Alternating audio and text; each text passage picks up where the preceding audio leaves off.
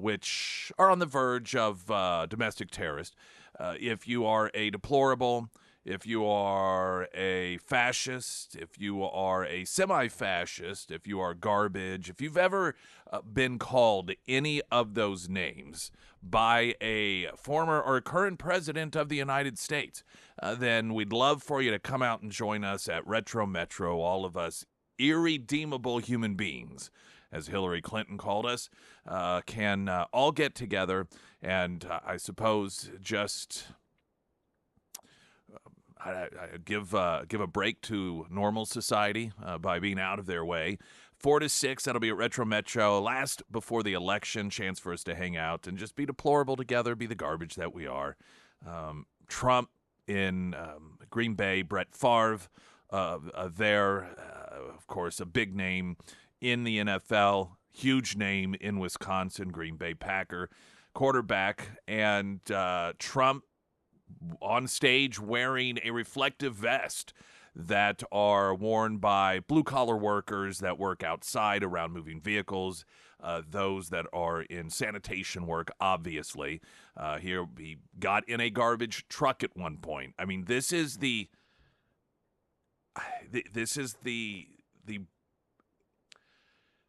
I say brilliance of Trump, but it almost doesn't feel like brilliance because it's just naturally him.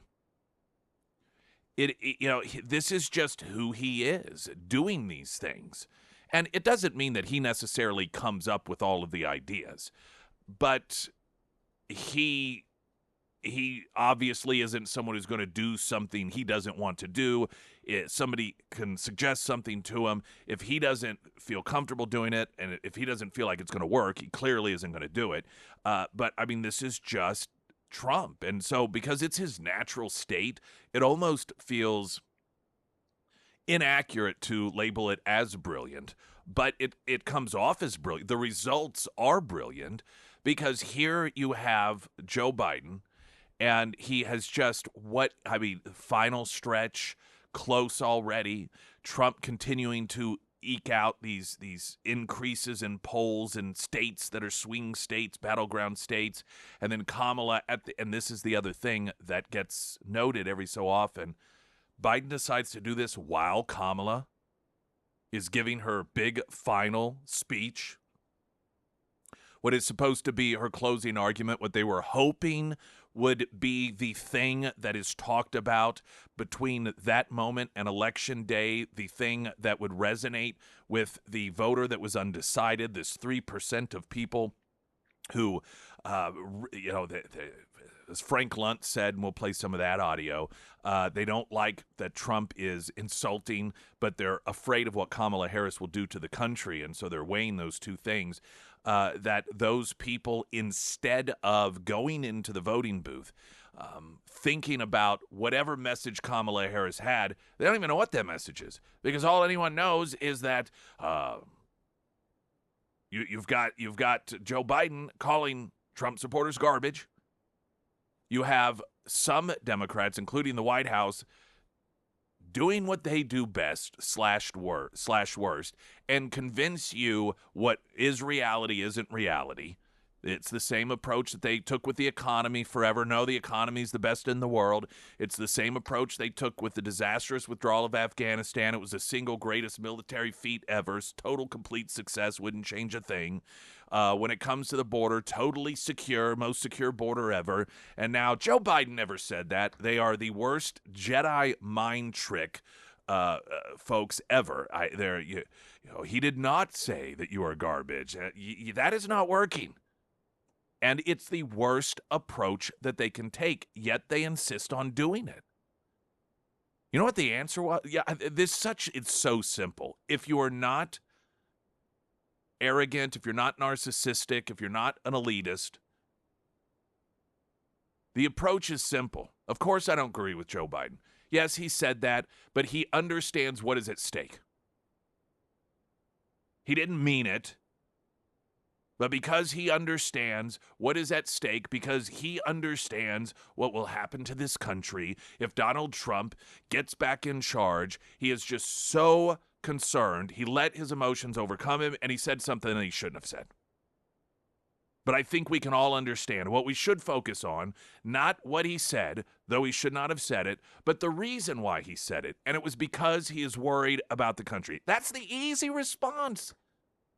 And then that allows the media to not continue to try and deny it or to help the White House pretend that it didn't happen, but to refocus on the entire reason that he said something that he should not have said was because Donald Trump is so bad. This is how dire the situation is. But instead, these idiots at the White House continue. Now, that's not what he said. You know, there was supposed to be an apostrophe in there. They make up these excuses that the average person's like, what are you even talking about? We're going to talk coming up with someone that was at the rally in Green Bay, somebody here from the area, drove up there to be at the rally. And I'm going to also play audio from Trump explaining.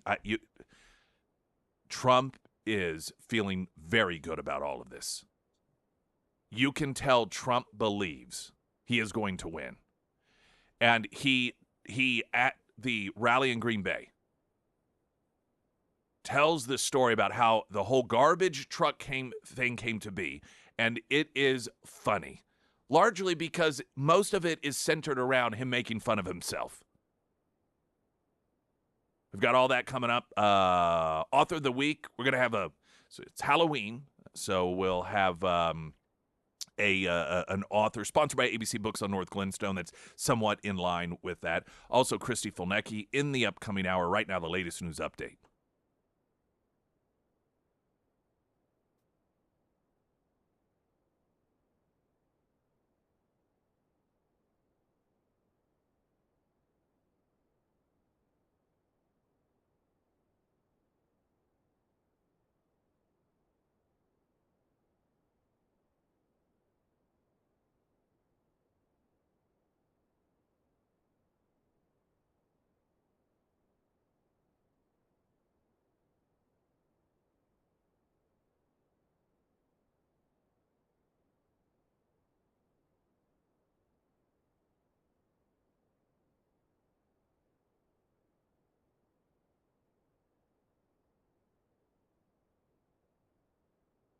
In the first alert forecast from Colorton, Fox 49 meteorologist Tom Schmidt, sponsored by St. Clair the Ozarks Home Improvements.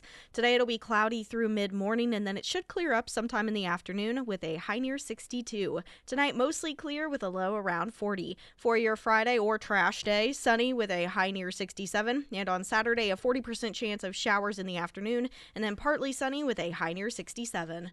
Hey, great question on the Pyramid Roofing Company talk and text line. Since the garbage is going to be getting together at Retro Metro for our happy hour, asking if everyone's going to get trashed. Oh, I like it. I like it. Probably not everyone, but maybe some. Who am I to say?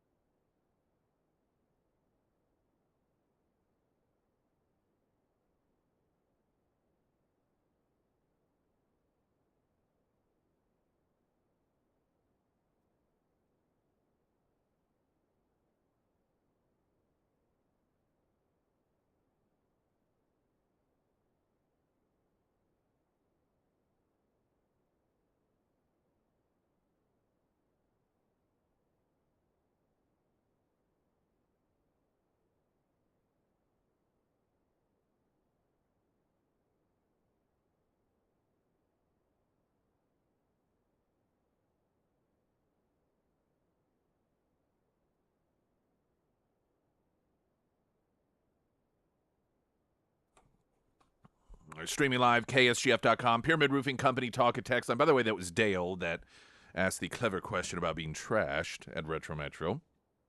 Another Pyramid Roofing Company Talk and Text line saying, hey, since the... Oh, wait, no, that's the one here. Nick, you need to wear a safety vest for breakfast at Scramblers and Retro Metro for happy hour tomorrow.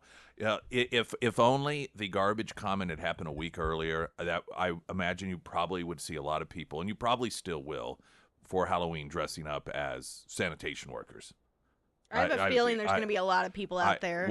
I'd love to see people show up on vote. I mean, so many people have already voted, but show up. Right? Yeah. Do you think that somewhere, because of the rules about not politicking, that there would be in some left-wing run polling place, the polling people, if somebody showed up wearing a working vest, that would make them take it off?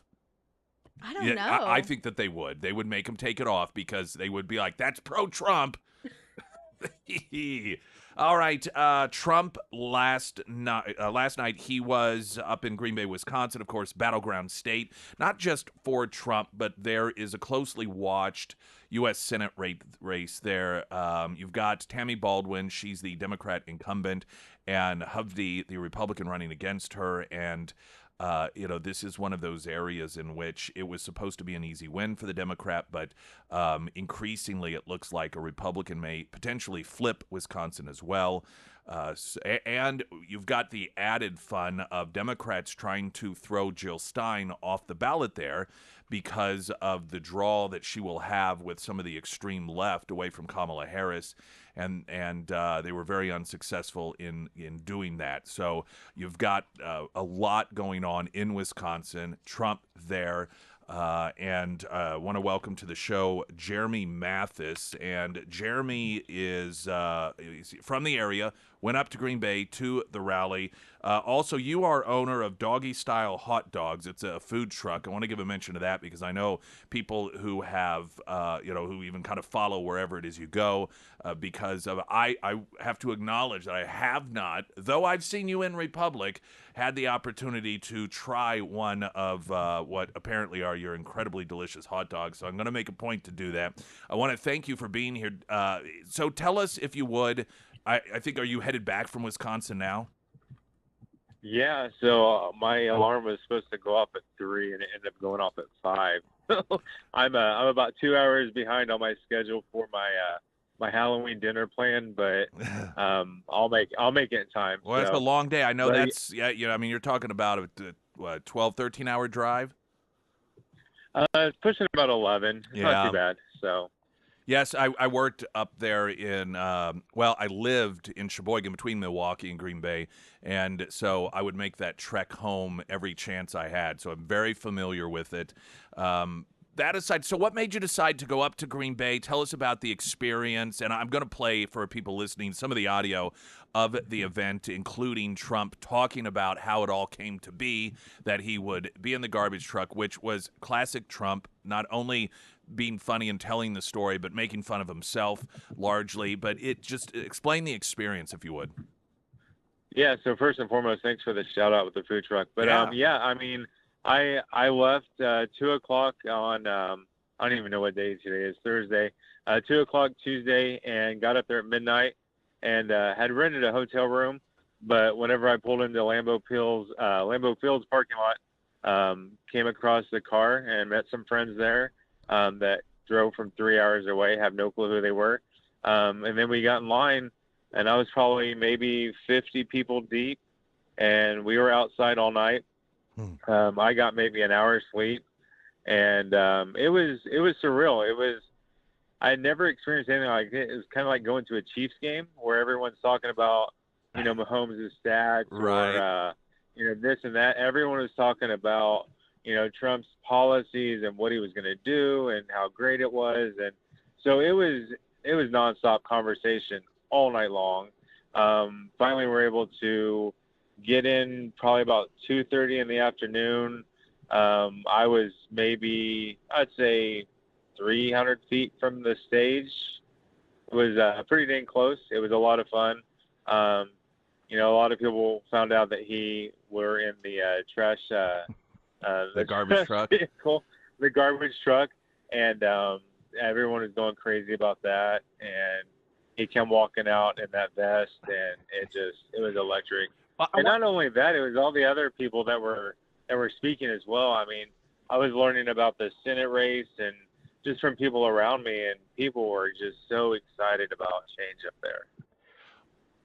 Were people talking about their sense as to the outcome? I know that is something that gets talked about a lot, just a normal conversation in the context of the election. Well, what do you think's going to happen? They're worried about cheating. Were there discussions about how people were feeling in terms of his potential win, or were they cautiously optimistic, or was there any talk about that at all? Not at all. Everyone their integrity was amazing. They were just, I mean, when we win, nice. We're winning this. We're taking it. We're a republic state now. I mean, it was full blown, 100% positive. It wasn't what ifs. It wasn't, what if this happens? What if that happens? It was, we're winning this. And it was pretty amazing to hear all that. So, and I'm sure just because of, well, like so many of us, and when we were in middle school and high school, we learn about history. Did you ever think that you would actually attend a Nazi rally? No, not at all. And that it would be so joyful. I mean, it would just be so joyful, everyone having such a good time. Yeah, who knew that Nazi rallies were that much fun? It was a lot of fun. And there was a lot of tired people. I mean, there were so many people online. And, but yeah, it was, you could tell people were kind of getting grumpy and hungry and hot and tired. And that, but I mean, everyone was just really amazing to talk to. And I was wearing my Kansas City Chiefs shirt up there, so I was getting harassed by the Secret Service, and it was a lot of fun. So yeah. So, had you been to Lambeau Field before? It's a pretty impressive facility. I have not, and that is my goal, to go to a game there. Yeah, it's quite an event. I did see that you got yourself a hold of a brat while you were there, and some of the pics that you had. I did. So everywhere I go, I always have to take a picture of a hot dog or a brat where I'm at. Well, sure. This is your crap. That's my boring dog. Yeah. So people have fun with that. I try not to get too political on my business Facebook page. Well, sure. Because I don't want to upset anyone. And, I'm a mom and pop shop, me and my wife, and we do it. And, I don't want to ruin my business by saying, you know what I mean? Right. I'm very cautious of my, that's why I was a little shocked whenever you mentioned the food truck. I was like, wow, that's awesome. He did that. But well, I'm glad you think that. I probably should have asked ahead of time before I did that, not even thinking that, well, maybe you didn't want people to know. But no, I don't mind. I'm very outspoken. I'm very, I'm me, and I love my food. I love my customers. And I've always said we needed a businessman in office, and Trump did a great job. And then we opened up in 21, and you could just, the first year was great, and it's kind of declined a little bit here and there, but things will get better. So, well, I know on our text line, some folks have said, "Hey, he's got new customers with us." Where are you going to be located next? Do you know your food truck? Let's see. Tomorrow I'm going to be at the what is that little shopping center off of Glenstone? The Plaza, is that right? On Glenstone and Sunshine. So over there, the Cook's Appliances over there, across from where Jim's Steakhouse and Pub is. Yeah. So I'll be there for noon tomorrow, and then fraternity or sorority. I'm sorry, on Saturday for lunch. But they can look me up on Facebook, the Doggy Style Hot Dogs. 4 words, and I post my schedule every week. Perfect. I'm working on a website right now, but okay. Yeah, we love feeding people and having fun, but yesterday. Yeah, I think we kind of lost you there. You're breaking up. So anyhow, I want to, if you can still hear me, thank you for sharing your experience. I appreciate it. And again, Jeremy Mathis there talking about trekking up there to Green Bay for the event, the rally, owner of Doggy Style Hot Dogs. And like you said, you can follow him on social media, Facebook, and see any of the postings there. I am going to play some of the audio coming up of Donald Trump, particularly where he talks about how all of that came to be. This was at the rally, how it was that they came upon the idea of the truck and his experience with it, and then how the conversations beforehand of him wearing that vest on stage and his reaction to it. It's funny stuff. So all that coming up. Again, thank you to Jeremy Mathis calling in, filling us in on that this morning.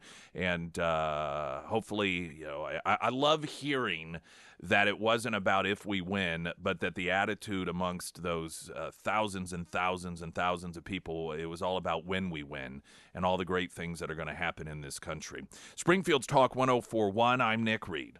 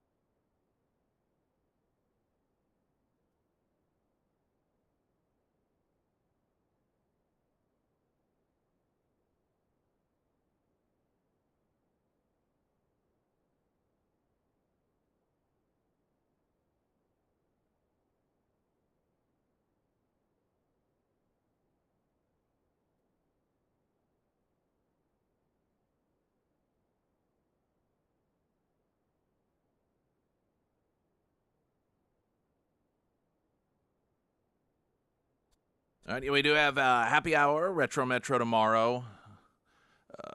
That will be 4 to 6.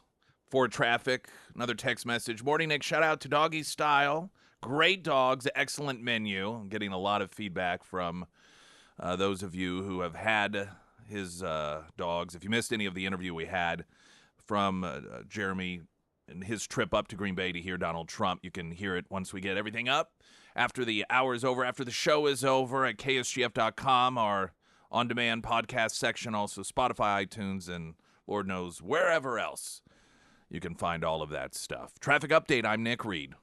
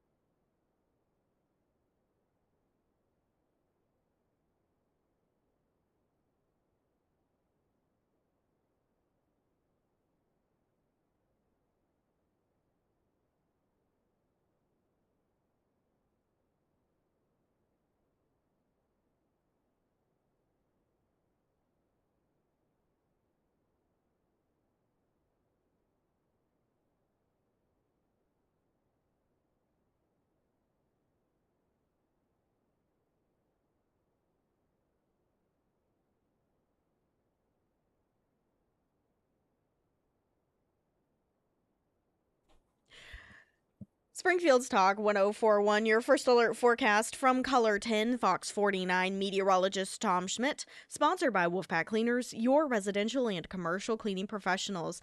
Today we'll see cloudy skies. It should clear up this afternoon with a high near 62. Tonight mostly clear with a low around 40. For your Friday, sunny skies with a high near 67. And on Saturday, a 40% chance of showers in the afternoon, and then partly sunny skies with a high near 67.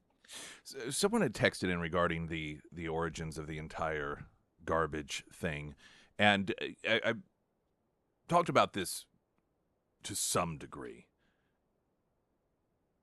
But they said, question, why would the comedian refer to Puerto Rico as an island of floating garbage, government corruption compounded by hurricane damages that go unfixed? Why was it even a joke? Focus on the genus of the joke. And I've mentioned that if you, well, of course now, with the way that search engines manipulate searches, it may be a little more difficult to find. But prior to this becoming scandalous, if you searched Puerto Rico and trash or garbage and landfill, you would find stories, environmental stories about the garbage problem in Puerto Rico, and how they have a huge problem with landfills. And, this is not something that is meant to be an insult. It's not something that is hidden or even arguable.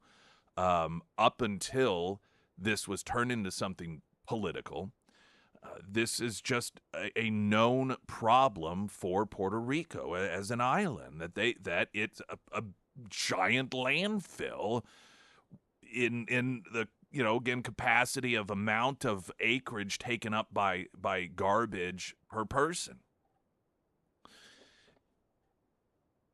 And so, like most good humor, there is truth to it. But think about this for a moment. And I think this is maybe something that, in retrospect, as we go down the road, particularly if Trump wins and it's close and people look back and they talk about the missteps, and then there will be a lot of finger pointing and how Biden screwed this thing up, because here Kamala, at the same time she was making her closing arguments, which will be told are brilliant and on point and speaking to those undecided voters, Biden derailed everything by talking about Trump supporters being garbage, and the news cycles then were dominated by that instead of the wonderful messaging of Kamala Harris. Now think about this. None of that would have happened had that comedian not made that joke. I know that there are a lot of Trump supporters, and I'm telling you, the Republican elected officials in particular, Republican Party people who are out there cheering Trump. Trump's great, but privately they're like, his personality they don't like. They think he's a buffoon. They find him to be problematic when it comes to the things that he says. And I guarantee you that they, after the comment was made and the news pounced on it, the media and the Democrats pounced on it, those Republicans were wringing their hands over, how could Trump do? Why would Trump invite this guy? Why did, all of this anger at Trump? If that comedian had not made that joke, Joe Biden never would have on that call said that the only garbage he sees are all of Trump's supporters. And we would not, none of this discussion would be happening right now. Frank Luntz, who's obviously, he's anti-Trump, he's a leftist, he's a pollster, and he was on one of the networks yesterday saying that this could be the game changer. That you've got 3% of people out there that they don't really like Trump because of the stuff he says, but they're kind of afraid of Kamala Harris and what she's going to do to the country. They're on the fence. That this is the thing that could make them go towards Trump. And while it is recognized as here Joe goes again, and the Democrats fumbling things and operating in self-destruction mode. None of it would have happened if it were not for that comedian making that joke. And I think, frankly, that's kind of a fun thing to think about. Donald Trump, Green Bay last night, talking about how the entire... So he's there. There's a garbage truck. He gets in the garbage truck. He's in the passenger side. He's talking to reporters, wearing an orange reflective vest, and then he wears it when he goes out there to give his speech in Green Bay. And here he is talking about how all of that unfolded. So this outfit, is when he called us all garbage. Stupid. What a stupid word. That blows. Of course, I thought irredeemable when she said deplorable or irredeemable. I thought irredeemable was actually worse, but deplorable seemed to catch up. But this garbage stuff blows it away. So I'm in this beautiful plane. I'm enjoying myself. Have a wonderful suit on.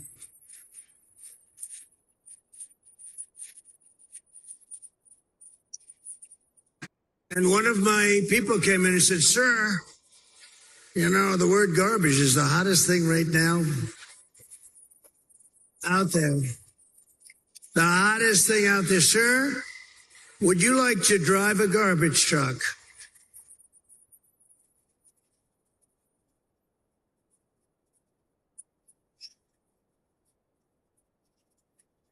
Now, we're about, 30 minutes from landing. We had to do this pretty quick. I said, it's sort of cool, though, isn't it? Because,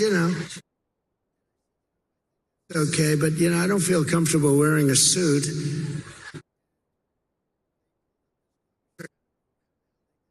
Yes, I have very capable people. They put a big sign on the truck. Did you see it? I think they saw it. Hmm?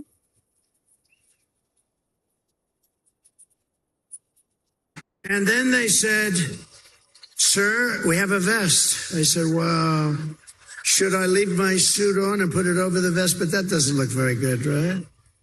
That doesn't look good. So I said, "All right, look, let me take it off." And then I actually said, I climbed into the truck, but so I said, "How the hell do you get into this truck? It's way up high. It's a big one." This was a beauty. I said, "You didn't have to buy it that big, right? You have to get it that big?" They brought this brand new, gorgeous truck, wonderful driver. He looked like Cary Grant in his prime. You know who that is? This beautiful driver. And he drove that big thing up. And I said, man, this is bad because now I have all the cameras are all what? Look at all the fake news. They were most of them.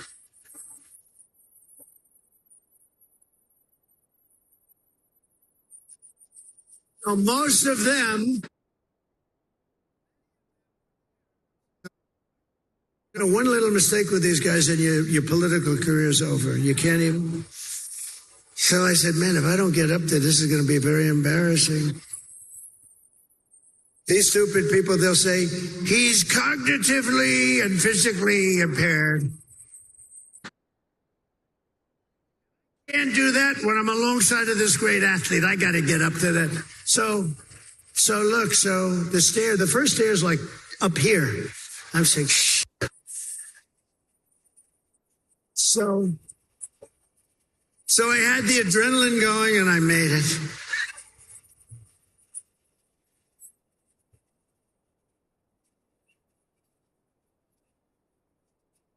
I made it. The front of they ask their wise guy questions and everything. And then I got in the plane. And then I got in the car and I'm driving over here and I have this still on. Come into the arena and I say, where's my jacket? I want to get out of this thing. And they said, it would be unbelievable if you could wear it on stage. I said,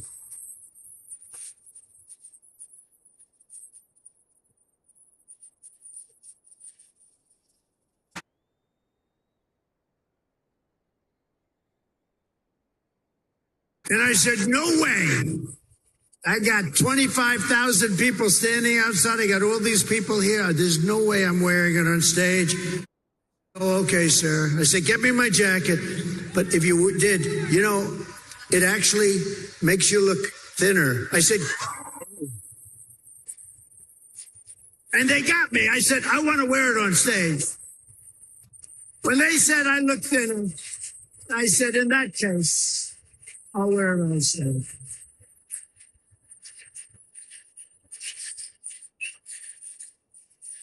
I may never wear a blue jacket again. I may go in this. I said that was the word. That was the key. Sir, you look thinner. So anyway, we had a little fun about a very serious subject. We had a little fun about a time where our country is not having a lot of fun because we're not doing well as a country, but we're going to be doing well very shortly. I promise you that.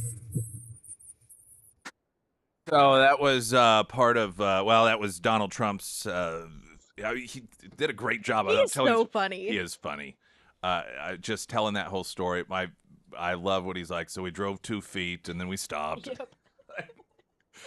Because he's making fun of himself. He even making fun of they drove 2 feet.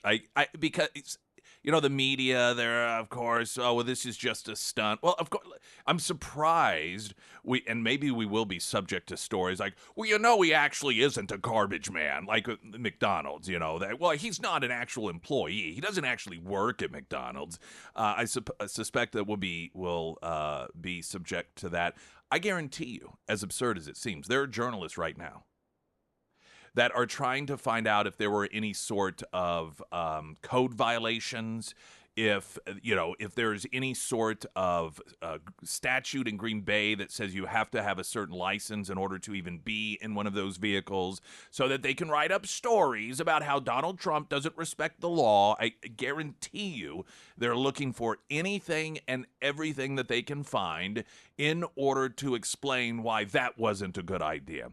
Got some other bits of audio coming up here. Springfield's Talk 1041. I'm Nick Reed.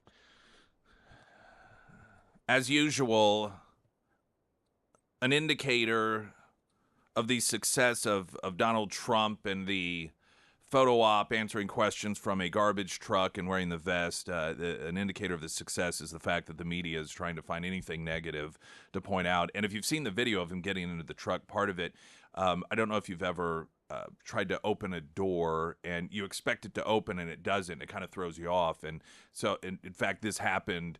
It was, I think, last week. I was headed to visit a potential new client, and the person who was getting in the passenger side, the doors of the KSGF vehicle are different than most. The handles, instead of, normally you just pull the handle and then the door opens, but it has a button you push. And so when somebody's getting into it for the first time, or if they're not used to it, you'll pull on it and it kind of throws you off a little bit because the door doesn't open, and then you realize I got to push the button. So that happened.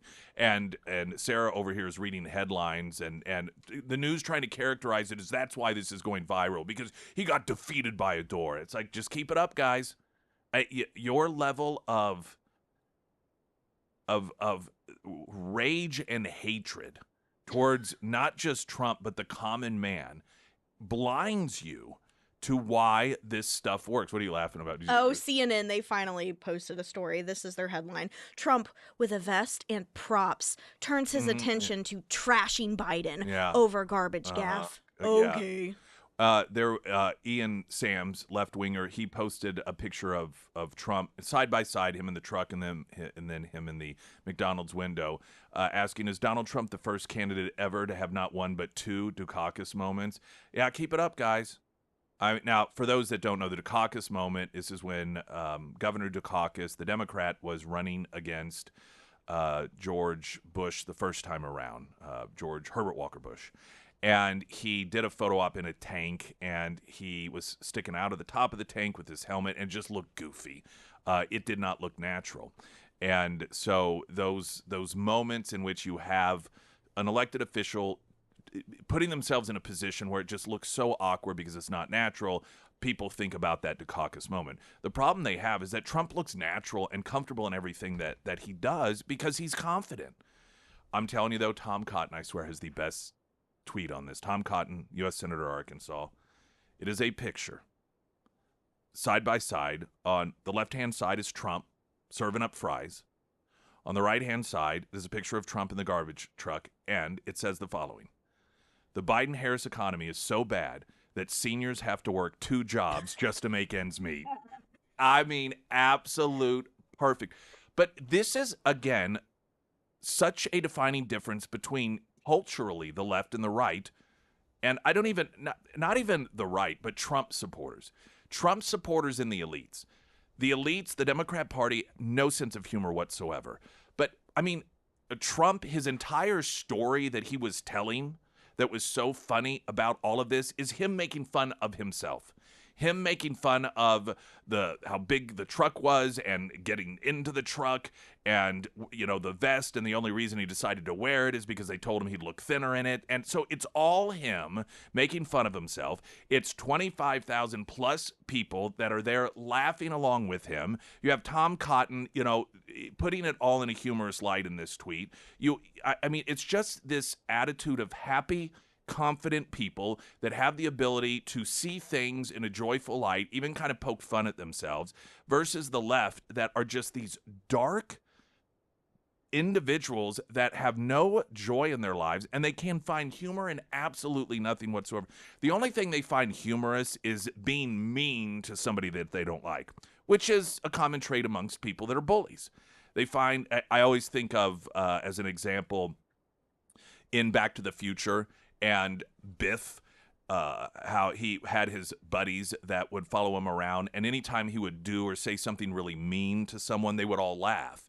And they were laughing because it was meanness. They thought it was funny to be mean to somebody. And that's the only humor that you really see on the left, is if they're being mean to someone. Like when Kamala Harris told people who said Jesus is Lord, you're at the wrong rally. They all laugh hysterically because she's bullying Christians. It's just a massive cultural difference between the two groupings in this country.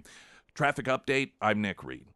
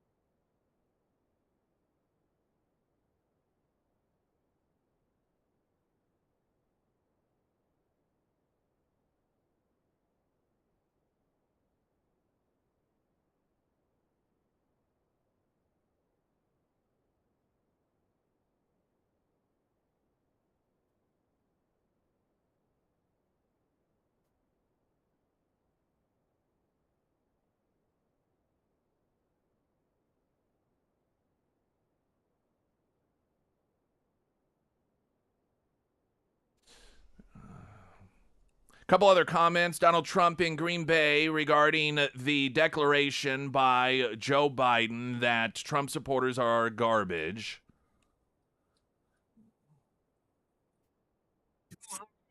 50 million Americans are not garbage.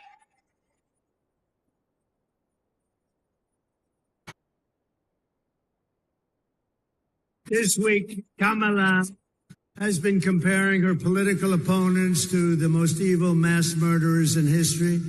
And now, speaking on a call for her campaign last night, crooked Joe Biden finally said what he and Kamala really think of our supporters. He called them garbage. No way. No way. And they actually mean it, even though, without question, my supporters are far higher quality than Crooked Joe or Lion Kamala. Higher quality. The response to Joe and Kamala is very simple. You can't lead America if you don't love Americans. That's true. I mean, what a fantastic way to put it. I want to note something that he said there, because it can easily get overlooked, perhaps even construed. But it makes a point that I have been making for years about Donald Trump. He says that he's talking about all of you and that they call you garbage. And he says you all are higher quality than Biden or Kamala. Notice he did not say than their supporters. This is the distinction between Donald Trump and the left. When Donald Trump throws around insults, whether people like it or not, he is throwing them at people, individual people who have thrown them at him, as opposed to the Democrats, who insult every American who does not support them. And the fact that when he was making the comparison and contrast, he did not say my supporters versus theirs. He said you're of higher quality than they are, than Biden and Harris.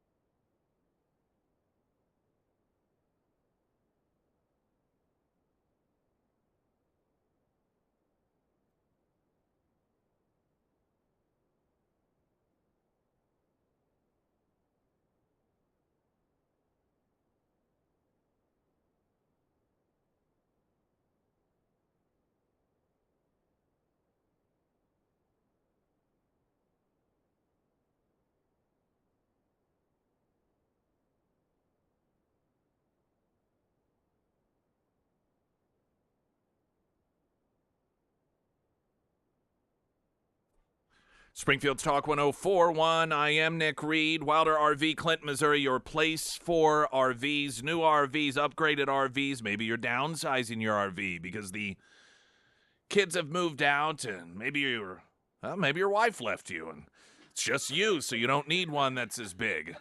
Whatever it may be, I don't know.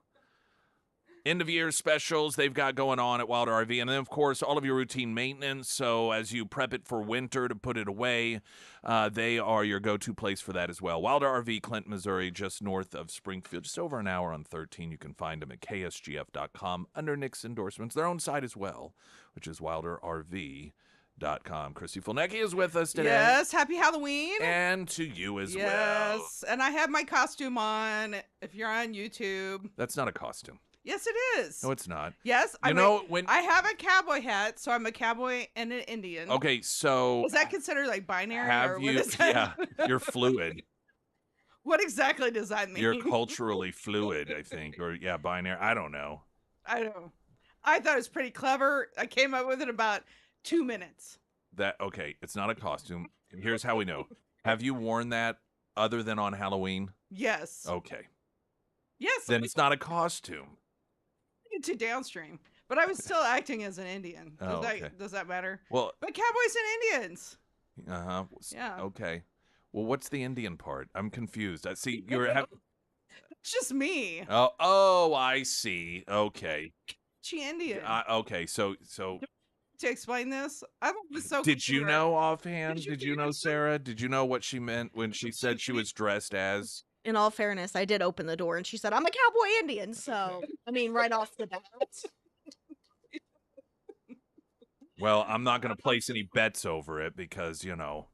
I don't have a good track record on that. You don't want to lose another 20. I know. Yeah. Did you ever pay her? Yeah, I did. You should tell everyone that you paid me. About 4 minutes ago on Venmo. It was like the last thing. Well, so let me tell you why it took so long. I was going to pay you in all nickels. I was going to get a sack full of nickels, not even in the rolls. I was going to open the rolls up and they're like, here you go, and just give it to you in a sack. But I just never got around to that. So I thought, well, I can't go another week with this being brought up and I haven't paid you yet. So thanks for the money. Shoot. If you want to bet on something else, let's go ahead. No. Yeah. I don't think so. Well, I like my costume, so thank you. Okay, well, you're welcome. If I would have known, I would have worn a safety vest, and I could have been a trash truck woman. See, so you can either now, because of all this, be a garbage truck driver, sanitation worker, whatever term is used. Oh, hopefully. Or you could be trash itself, garbage itself, because that's, what, according... You get addresses. Yeah, or just, you just wear a giant trash bag. Yeah. We do have those if you want to change your outfit. Yeah. That's right. Very confusing. I can put a trash bag in my hat and a suit and walk into court. No, you just wear the trash bag and stand on institution. Just stand on the on-ramp at Glenstone and 44 and people would not even notice you. We got Christy Fulnecki with us. Weather in a moment. Right now, the latest news update.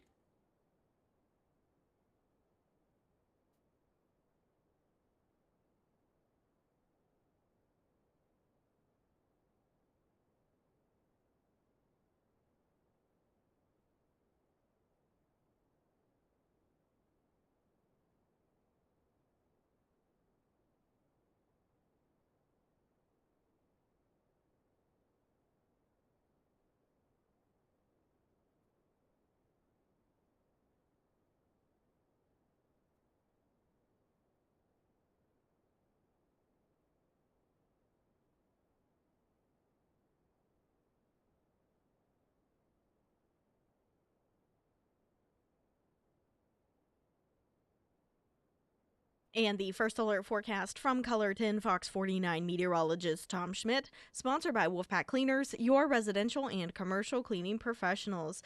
Today we'll see cloudy skies. It should clear up by the afternoon. We'll see a high of 62. Tonight mostly clear with a low around 40. For your Friday, sunny skies with a high near 67. And on Saturday, a 40% chance of showers in the afternoon, and then partly sunny skies with a high near 67.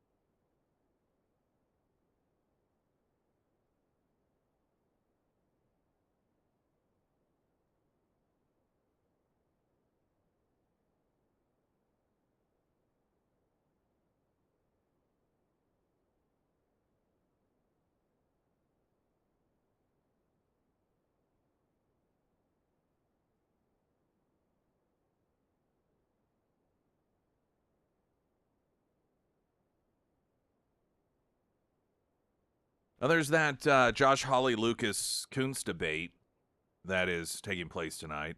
I was watching. Okay. I made. I think it starts at 7. I think that's correct. It's been in the news.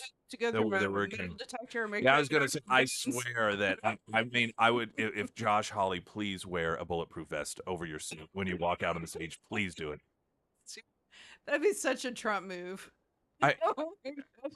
It's amazing to me, aside from, shooting a reporter and then trying to blame it on the people who had the gun range. Yeah, right. That shows your character. It's a class. Yeah. That he keeps running around like he is campaigning with these celebrities, and they keep leading with that. I understand if you are a left winger and you want some really rich Hollywood celebrity to, and you're going to do kind of fundraisers quietly for your other rich elite people. But to campaign on that, I get like 8 press releases from his campaign a day, and it's all, with John Hamm over here and this celebrity over there. And I'm thinking to myself, do you not understand, like, the average person? Like, we're number one, tired of these rich Hollywood elites telling us how to vote. Yeah. But just how out of touch when you have people in Missouri that are struggling to pay their grocery bills and to fill their gas tank, and you're running around with these multimillionaire Hollywood celebrities. Like, how out of touch do you have to be? Do it so lose. Yeah. I mean, it's just kind of shows you. I mean, especially now, and the whole thing at the range, like I guess now they didn't listen to the safety instructions. well, that's what the person who allegedly arranged it had said in back and forth conversations on social media, almost casually, because someone's like, "Is that you on the phone?" He goes, "Yeah," and he said, "I told them not to stand there, or they weren't standing where they were told to stand, or something."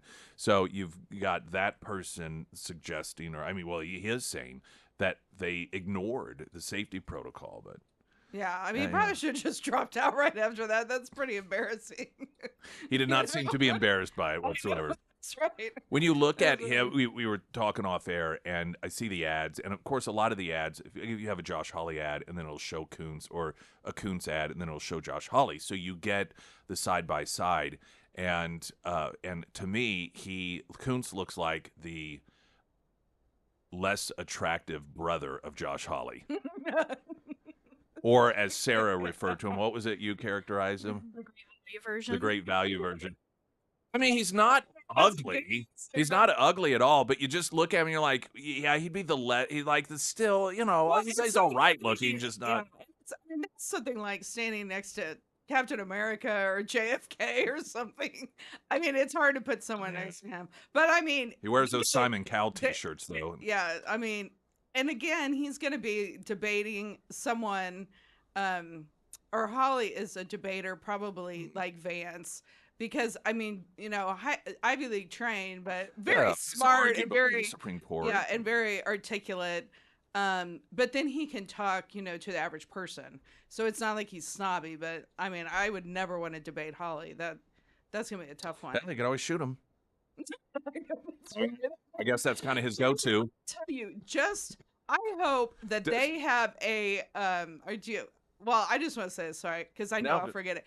I hope they write a book on Trump's campaign, because whoever, I know some of it is him, but whoever does his marketing is just genius. I mean, how do you get a wrap on the side of a trash truck in a matter of 24 hours and have flags and then the president only Trump also. It is just so incredible, the whole entire thing. And Trump, we played the audio in the first hour. He spent 5 minutes and telling the story, everything from getting the garbage truck, getting into the garbage truck, the vest, his decision to wear it. But the entire 5 minutes was based around him making fun of himself. The story. Yeah. And that is what they just don't understand. They don't get that the left has no sense of humor. They have no ability to understand why it is that that resonates with people. And so they're running around, and their way of countering it is trying to mock him once again. Make it. It's like they do not get the audience. They don't understand the audience. Tim as a person, like Joe Rogan said, your comedic instincts are incredible. I mean, that's a good way to sum it up, because I mean, everything that he says is very genuine, so he's authentic. And the funny thing to me is, like, who would have guessed that, a safety vest and the garbage truck, that you could not even remember, it would dwarf Kamala's speech, on the Capitol steps, and you don't remember anything she says. Well, a question that was put forth as they're discussing whether or not, the framing of this, a lot of it in the media, is how unfair this is to Joe Biden, and it was just a gaffe, and he didn't really, that's not what he was saying, and it's excuse making for him. But almost as an aside, during one of these discussions on one of the networks, the question was, why was he even doing a Zoom call while she was giving the speech anyway? Why are you doing this? But this has happened. We've talked about this before. Every time he says something that gets headlines, he says it while she is giving a speech somewhere. No. The first time was in Michigan, where CNN actually cut away from her to go to Biden, where he decided to hold some sort of press conference or something.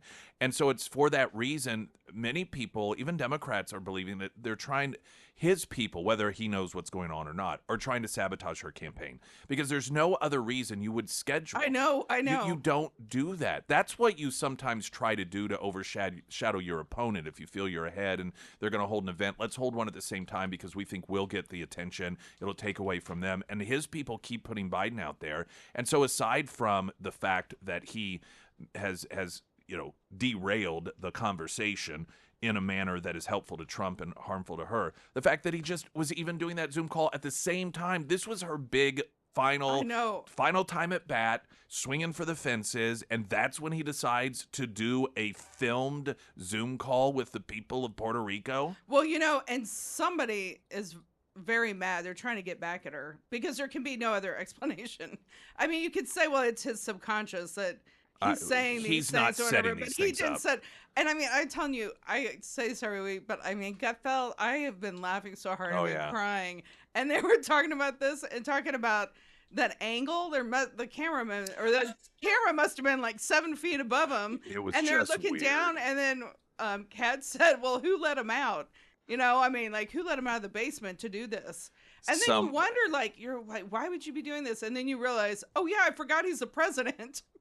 Yeah, I know. He's still the president. This is a conversation with Frank Luntz, who obviously he's left-wing, doesn't like Trump, but talking about whether or not this is going to make a difference. Because the media, again, they're doing everything they can to make it seem like this shouldn't matter. This is silliness.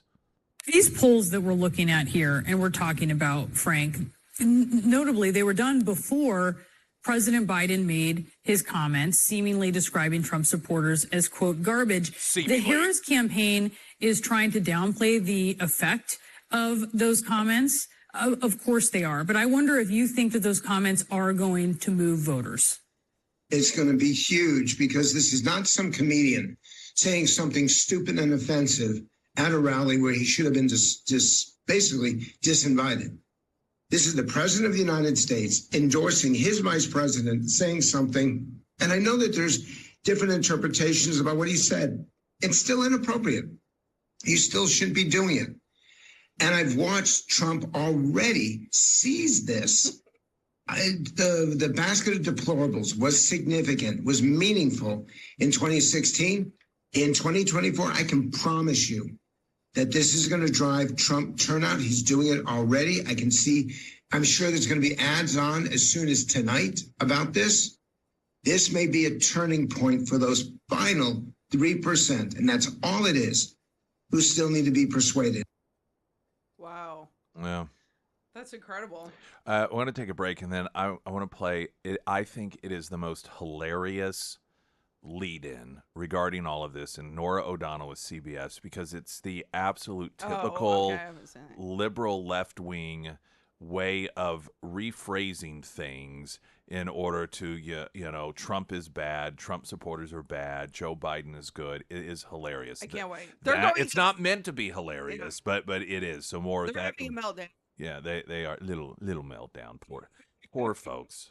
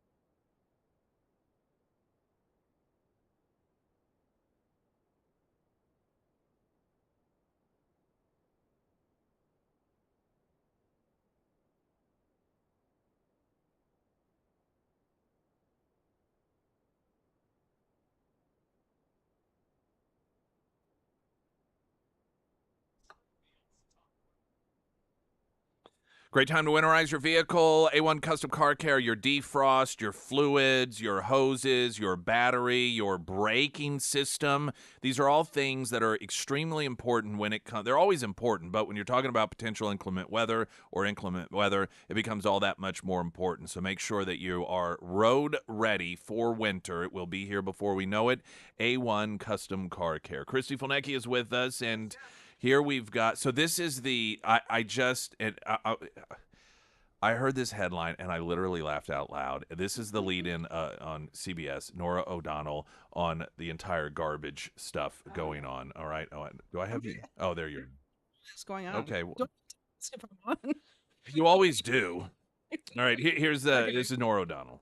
Vice President Kamala Harris rallied in North Carolina and Pennsylvania today and is in Wisconsin tonight. Former President Donald Trump was in North Carolina earlier and tonight is also in Wisconsin. He landed in Green Bay just a short time ago and then pulled this campaign stunt, speaking to reporters from a garbage truck. Proof that he and his supporters are giving no grace to a gaffe by President Biden, where he, in his explanation, inadvertently called Trump supporters garbage. This, of course, was in response to that racist joke about floating garbage told at a Trump rally just last weekend. So I love how you can be racist against garbage. I mean, And how do everything about inadvert- she was like firing on all cylinders. Yeah, it was not inadvertent. I know, He- that's right. What is accidental about this? He said, the only garbage I see are his supporters. That's pretty straightforward. That's pretty direct. Is inadvertent gaffe. Well, and you heard all the other reporters too talking about some apostrophe and all this stuff. I know. Like, what are you doing? Oh, I kid you not. On CNN, yeah. there was one CNN person that tried to attribute it to his stutter. I kid you not. He was talking about, well, as somebody who had a stutter, you understand things like, and Scott Jennings over there at CNN, he's like, no. I mean, he didn't even pay much attention to it. It's like, it was such a ridiculous stutter. Sense. The guy, when they were talking about that at the Trump rally, he was a comedian. So Well- it's totally different than you have the sitting president insulting half of America. Inadvertently called them garbage. Oh, No. yeah. But Does the, he but have, the like, any framing, control of talking? well, I mean, but she also, the framing of it as where she says where Trump supporters clearly aren't going to give Biden grace for his inadvertent gaffe. Like, oh, we're supposed to give him grace. Oh, yeah. This is the guy who, aside from calling supporters garbage, declared that Trump supporters were semi-fascist. yeah. Held, and that was a speech. That was that speech he gave with the dark red backdrop. Oh, yeah, behind that was him. so creepy. That was a written, prepared speech where he said semi-fascist, and so we're the bad guys. The Americans that he calls garbage, we're the bad guys because we're not giving him grace. Yeah. Up Oh, yours, Yeah. Like, trash. I know. She's trash. yeah. And Show her. they talk so much about words and the meaning of words. Meanwhile, they're calling everybody Nazis and all this other stuff. Well, and that is the other thing about this that just cracks me up. That it's so weird. I'm guessing because it's in the final days of the campaign. They have no problem calling Trump supporters fascist, racist, homophobes, xenophobes, transphobes, dangerous to democracy, domestic terrorists, and Nazis. These are all things that they have openly said. But for whatever reason, garbage somehow, they're like, oh gosh, we got to cover this one up. What is it? It's so weird that you know, they're so angry, and I have to tell you that, that's the thing with marketing. That's why I said about writing a book, because I mean, it's just really genius everything they've done from McDonald's to this, and they are, because you can catch. Well, this is a good example. So my kids were talking about TikTok. So last night when we were driving, it was either before or after we went to church last night, and the kids were talking about the whole, trash thing, and then TikTok. So, I mean, they're quick marketing things, and you look at it, and kids are like, why is he on, in a garbage truck? And so it's just something that the marketing is amazing. And I mean, they're just freaking out because they don't have anything on their side that can attract. Oh, jeez, there's Biden biting. We didn't even talk. We'll talk about this coming up. The Halloween. Did you see this? Joe Biden. I wonder if now let's see here if this national network shows the footage of him. Yeah, biting children and putting a baby's foot in his mouth on numerous. No, well, they didn't show that footage. How strange is that? CBS. Chrissy Fulnecki with us. Coming up more traffic update. I'm Nick Reed.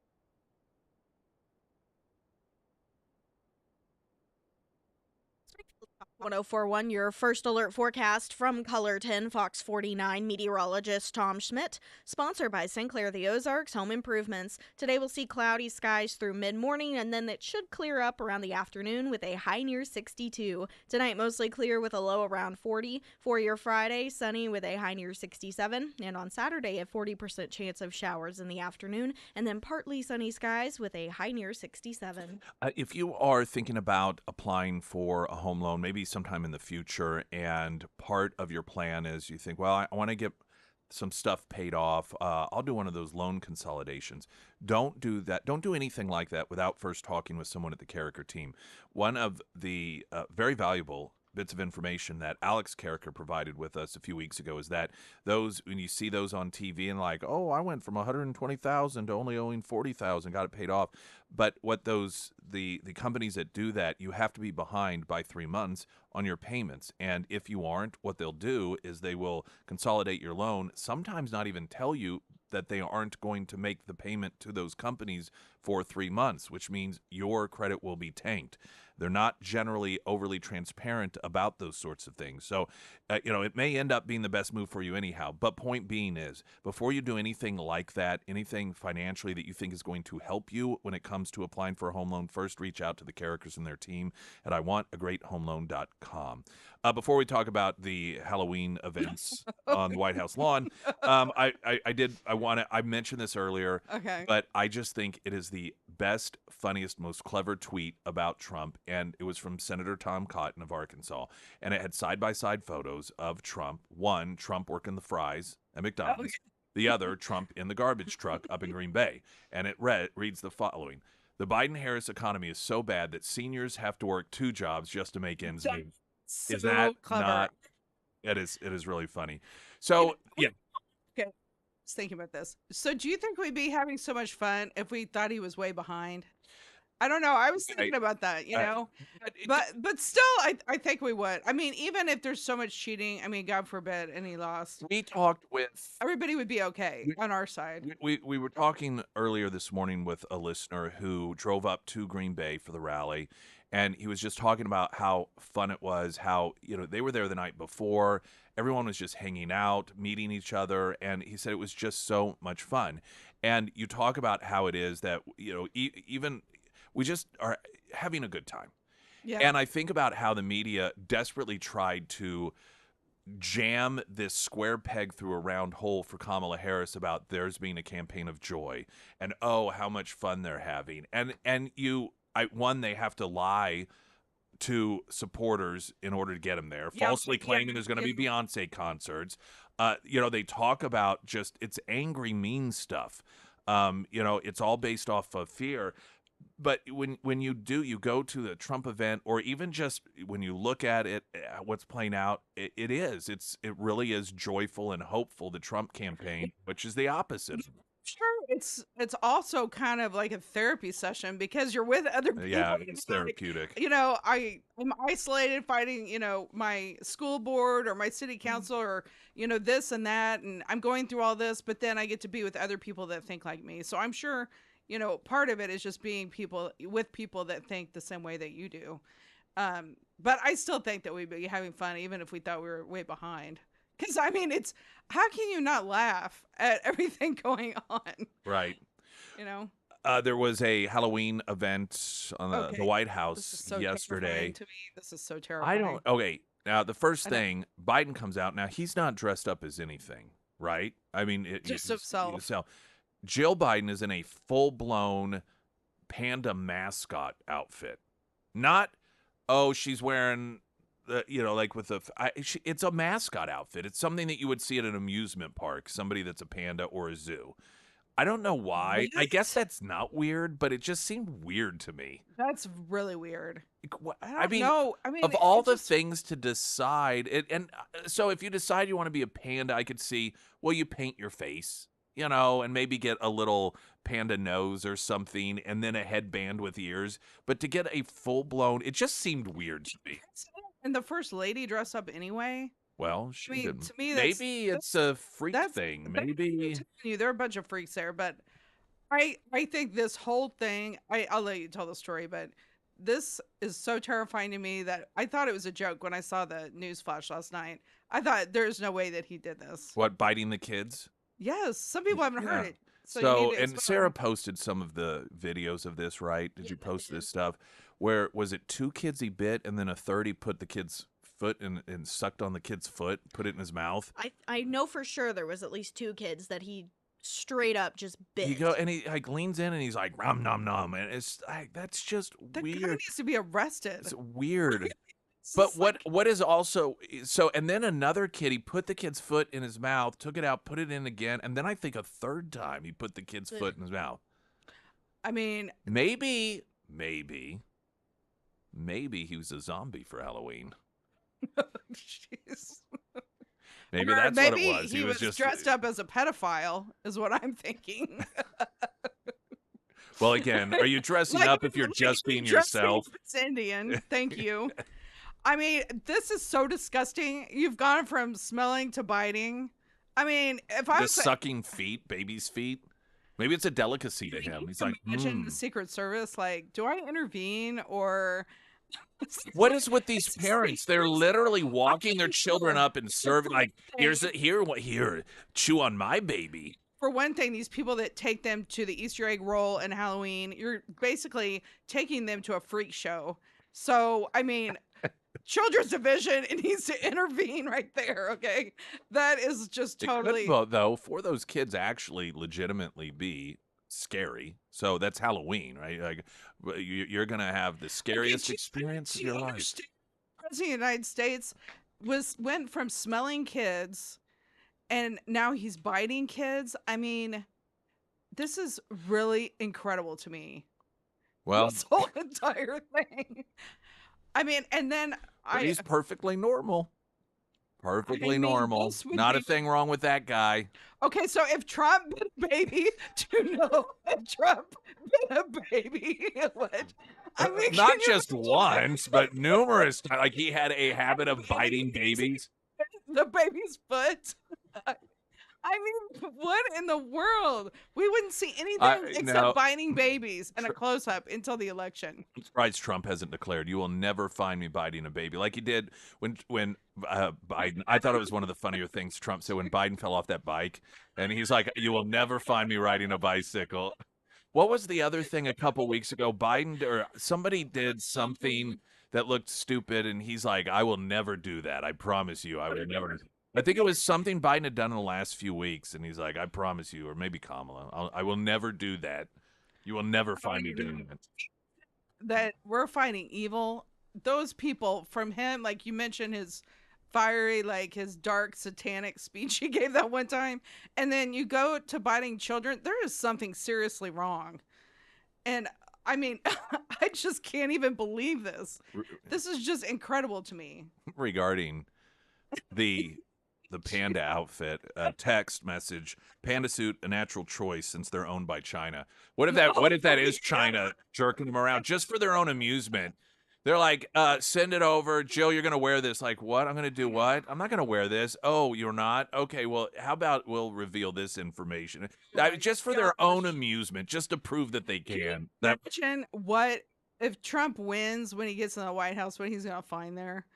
I mean, he's going to be like, there's drugs in this closet. There's scary costumes in this closet. What is going on here? Have hazmat come in to remove some of it. Oh, yeah. And all the bugs and all the, like, and cocaine. Yeah, let's not forget. Drugs. The adults coming back. Oh, I thought you meant just the administered drugs. No, I meant like drugs, like the cocaine. We'd find out whose that is.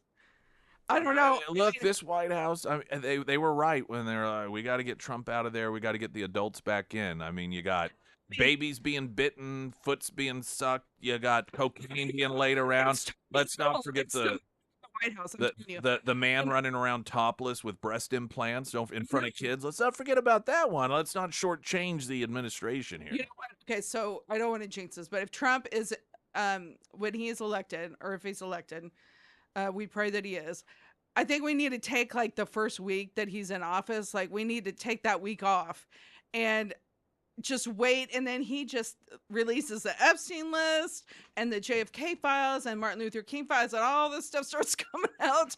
I mean, you are just going to see utter panic, and then Elon's cutting, 3/4 of the government. Yes. I mean, this is going to be so fun. It would be great for the people to be back in charge again. Oh, yeah. Chrissy Fulnecki with us more. The Pyramid Roofing Company talking text line 447 KSGF. I'm Nick Reed.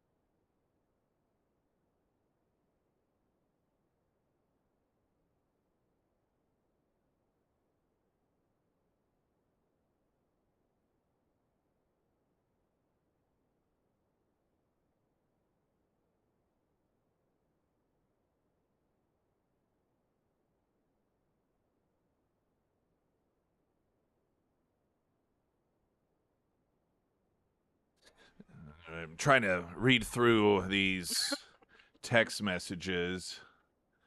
Let's see. Okay.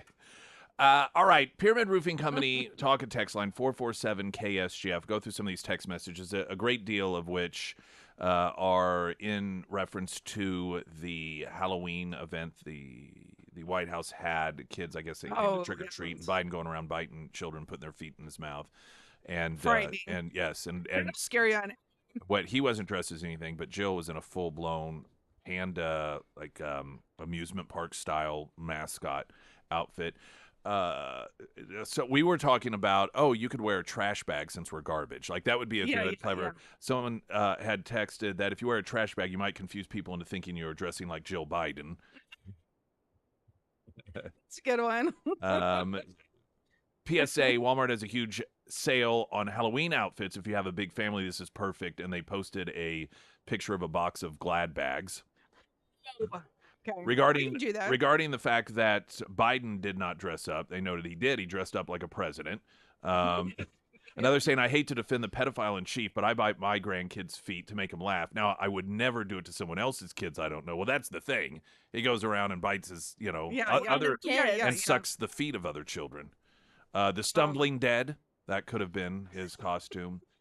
And I think Biden's lack of hair sniffing led to his cognitive decline. A baby's foot is a small dose of the life elixir for him. Nom, nom, nom. So that just makes me want to throw up. If I had a baby and for whatever reason. So, where are you going with this? Can you believe talk radio? We're talking about biting children. If I had a baby and I, for whatever reason, had to be around Joe Biden with my baby, I would buy that stuff that you spray to keep your dogs from chewing on things on the baby. Because it's like real bitter, and so dogs don't like to, if they chew on carpet or furniture, you spray it That, and then the dogs, they don't like the taste of it, so they stop. I think I would spray down my child with that. Yeah. Or don't take them in the first place. Yeah. That probably would That be would be option yeah. number one. Can you imagine if you're trick or treating and a complete stranger, but your child? Like, why is it okay for him? Oh, that's just Joe Biden. It's just the Understand. president. Why are all of these parents and all of these photos like smiling? They're like, oh, I know. I don't get that. Hey, mean, look at the parents that smiled as they let their kids spend the night at Michael Jackson's Neverland Ranch. I mean, it was the same thing. I think that's because it was. I don't know. It was I guess. With all the other freaks in the country are in My child had his foot licked by the president of the United States. Are they going to frame the photo? Yeah. And here we have your own Diddy party, you know, except it's in the White House. with your babies. It's his own version. Far from the Maybe that truth. was the theme. It was a Diddy party. It was a freak out. Freak out with the Bidens. And she's like, I got my furry costume. She was so excited, Jill, to put that thing on. The furry. Everybody with mental illness was at the Biden Halloween party. Oh, yes. Oh, boy. Oh, boy. Gosh. But Trump's embarrassing. You know what? We did not lose our joy. Like, Kamala's losing her joy. Trump posted the Trump War Room posted. It was a picture of her. I think she was in Marine too. It looked like, because it was zoomed in, but she's in, or maybe it's a train, but I don't know. But it's a video of her. Did you see it, Sarah? So you can post this. And it's at nighttime, and it looks like she's just forlorn, and she's staring, sort of like her head is to the side, and she's just staring like, this is the worst life ever. And then she yawns, and then she just goes back. It looks like a person whose life is horrible, and they're getting on a train to go far away, and they're just sitting there in their own head thinking about, why can't my life be better? That's the look she has on her face. It's the perfect. Who wouldn't want that for 4 years? Could it get any worse? And every day it gets worse. I would not ask that question. She should stop asking that question. Last week, I mean, she was probably promised the moon. Like, hey, if you do this for us, I mean, who knows? Whoever is actually in charge, it could be the Obamas. And then this is what she was supposed to do. And then hand it on a silver platter, and she doesn't have to do anything. She doesn't have to talk. They probably should have waited until like a week before the election and then kicked Biden out, because then nobody would have found out who she was. Yeah, I heard there's a lot of rationalization that goes on with the Democrats, because they just cannot wrap their mind around the fact that people just don't like the policies, that things are worse off, and people just want a better life. They can't wrap their minds around it. And someone had said, well, the problem with Kamala is she just hasn't had enough time. Her problem is the runway's too short. I'm thinking to myself, no, it's too long. Yeah, I know. What makes you think more time is going to be better for her? What world do you live in which you see somehow something happening? If people have more time to get to know her, they're going to like her more. Well, and plus she's vice president of the United States. What do you have to get ready for? I mean, the time to get ready was like 20 years ago when you were trying to work up to that position, and you feel like you're just now starting. And reality check, you're the vice president. Christy Felnecki with us. Quick break. More in moments. Pyramid Roofing Company. Talk and text line 447 KSGF.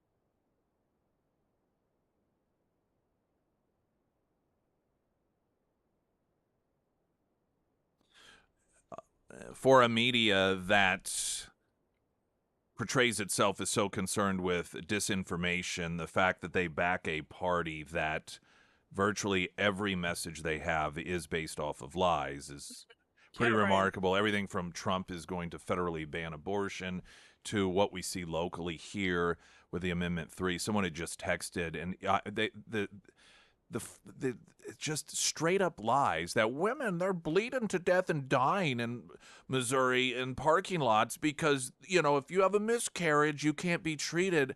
It's such absolute it's lies. And they're dangerous lies because if somebody believes them, that is a woman who has a miscarriage and then thinks, well, I might get arrested if I go to, the hospital, or they won't treat me, and then they don't, and something does happen because they believe these lies. And these are the people who claim that they support women. Yeah, I mean, the whole thing's terrible. I hope everyone votes no on Amendment 3. I mean, it's sounding more hopeful than in the beginning because of because of their willingness to straight up lie, straight up lie.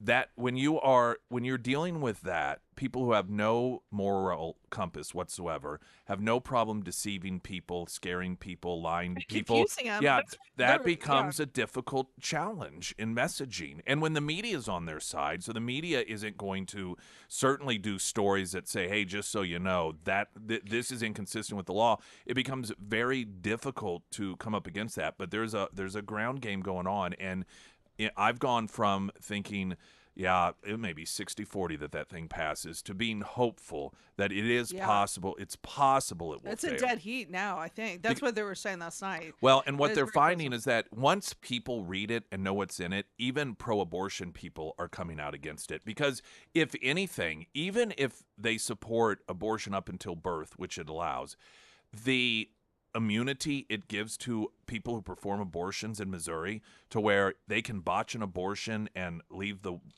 mother dying there on the table, that they have immunity from that under this. That's where some pro-abortion people are like, wait, what the hell?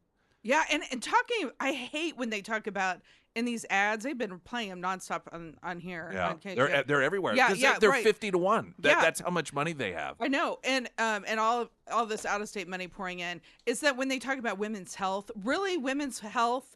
I mean, abortion is not good for women's mental health. You're destroying their mental health, and not only are you killing children, you're harming the mother that she has this choice. Plus, all the damage it does to minors. I mean, this is basically child abuse to me. Is Amendment? It is. Amendment 3 is child abuse. So I go back to the point I was making. You cannot claim you are a supporter of women's health and then support something that gives immunity to people if they destroy a woman's health. I know. If they botch an abortion and forever cause harm to the woman or even kill her, to say, well, they have immunity, that is not supportive of women's health. Yeah, and the great thing is, I think, there are more churches now talking about it. People are telling other people, it's about abortion, yes, and that, everything else. But also, your minors are going to be able to, you're going to have no parental rights anymore. So, I mean, it's really going to put Missouri on the map for all the right reasons if this becomes law. And everybody needs to vote, of course. Indeed. All right, yeah. Did you vote? Are you waiting? You already voted? I did, yep. Stood in line, long line. So, all right. Against all the amendments, so for various reasons. Okay, we're done. Say that. We're done? We're done. Chrissy Fulnicki, everyone. Well, hopefully next time I'm on, then Trump will be the victor. And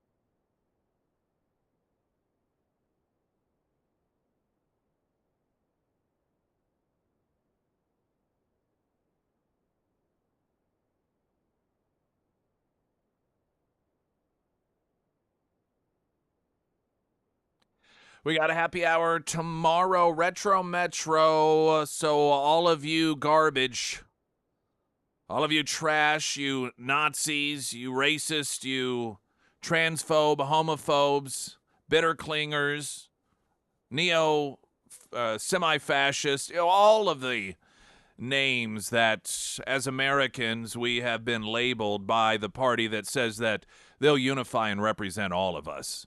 We'd love for you to come out and join us at Retro Metro 4 to 6 for happy hour, obviously the last one before the election.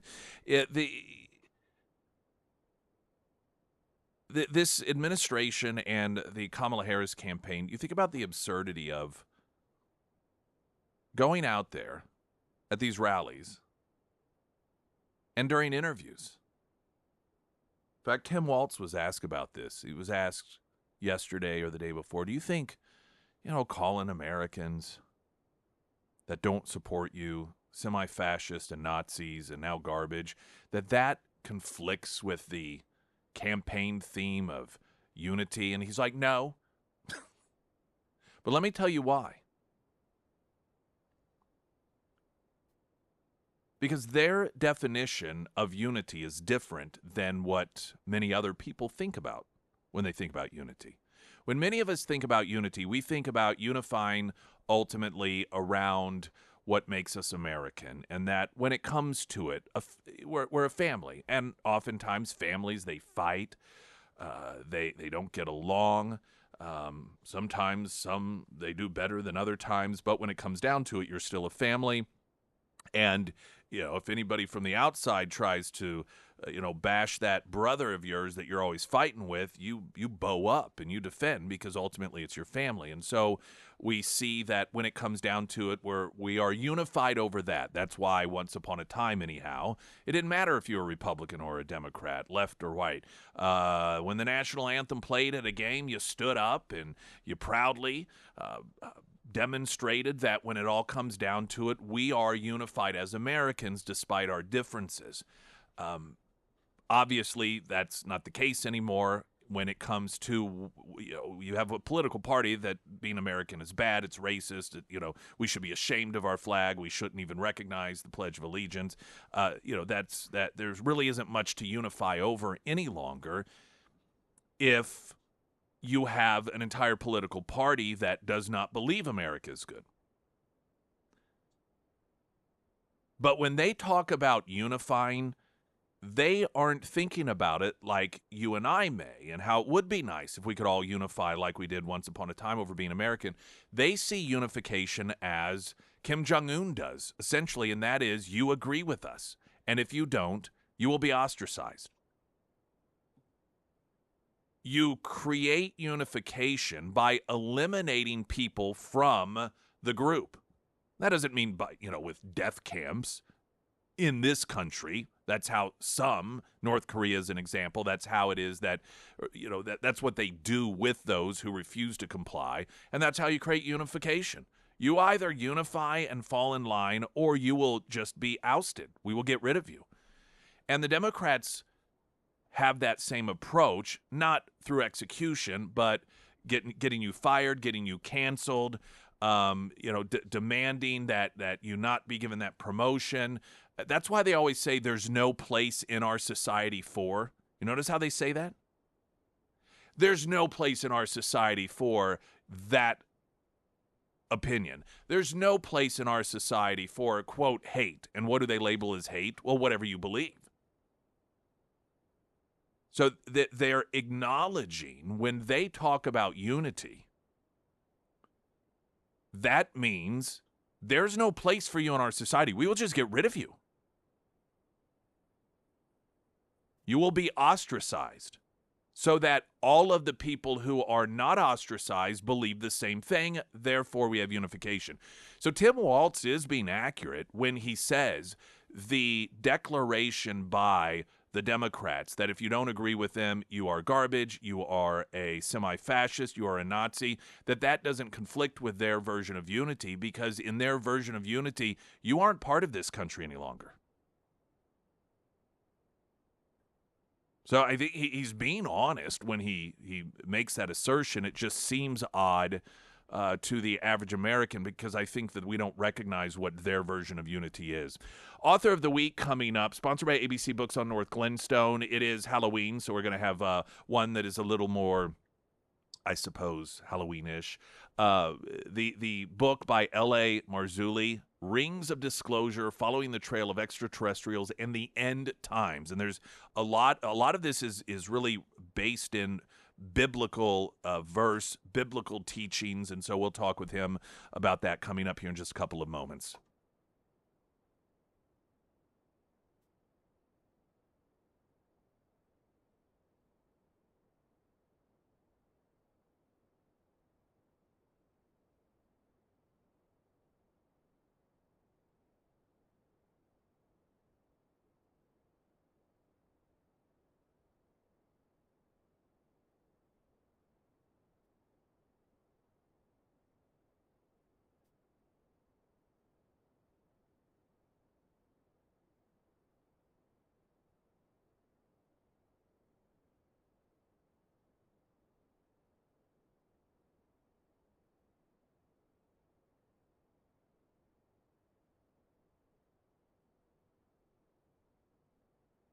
And the first alert forecast from Colorton, Fox 49 meteorologist Tom Schmidt, sponsored by Wolfpack Cleaners, your residential and commercial cleaning professionals. Today we'll see cloudy skies. It should clear up this afternoon with a high near 62. Tonight mostly clear with a low around 40. For your Friday, sunny skies with a high near 67. And on Saturday, a 40% chance of showers in the afternoon, and then partly sunny skies with a high near 67. And of course, tomorrow we will be at Scramblers for the Friday Roadshow, sponsored by Custom Shade Window Tinting, powered by 3M Window Film, and then our deplorable, racist, garbage, semi-fascist, Nazi get-together we'll have at Retro Metro for happy hour 4 to 6. That's tomorrow afternoon.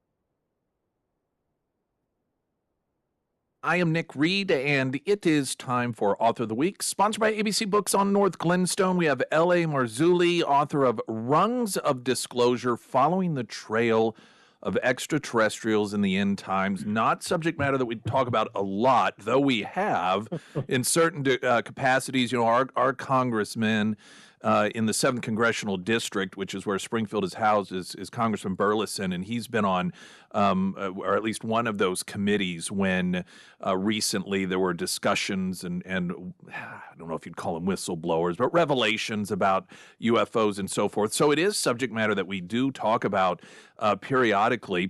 I appreciate you being with us this morning, and I know you've written a number of different books, not just UFOs, but ancient prophetic texts and all sorts of different researches that involve religion and the church and so forth. If you would, tell people just a bit about your background before we get into the book. Yeah, I'm an author, filmmaker. I've hosted and directed, produced 30 films. We're working on 31, which is about the Shroud of Turin and the Holy Fire. I'm the author of 14 books. A lot of them deal with On the Trail of a Nephilim, the biblical account of the giants, and of course, the whole UFO phenomenon, which I have come to call the coming great deception. I know we're talking about the book regarding the extraterrestrials, but the Nephilim, if you would, because I think a lot of our listeners may not be familiar with what that is. Could you briefly describe it? Because I find it very interesting. Yeah, briefly, you know, Genesis 3:15 is not taught in the churches, and yet it's there in the biblical prophetic narrative. Adam and Eve have just done the unthinkable. They've sided with the dragon, i.e. Satan. They are terrified, which is why they're hiding from the Lord. They realize they're naked and ashamed. That's the first time. And so the pre-incarnate Christ is there. And he says this to the dragon: your offspring, your seed, your offspring, your seed will be at war, at enmity with the offspring of the woman.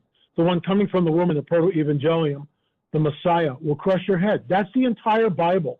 That is the gateway to the biblical narrative. 3 chapters later, we get the seed war manifesting, where the sons of God, the B'nai Ha-Elohim, which always refers to the angelic host, it's not the godly line of Seth and the hoochie mamas of Cain. That's not what we're looking at. It is definitely the seed of the dragon. This is the reason for the flood. And Noah is pure in all his generations. There it is. It's a vetting process. But if a person doesn't know Genesis 3:15, if a pastor comes through seminary and learns what's called the Sethite theory, he doesn't understand what the Nephilim are. And the Nephilim are the progeny, the offspring of fallen angels and human women, creating a hybrid being known as the Nephilim. It was global, and that's the nexus of my research.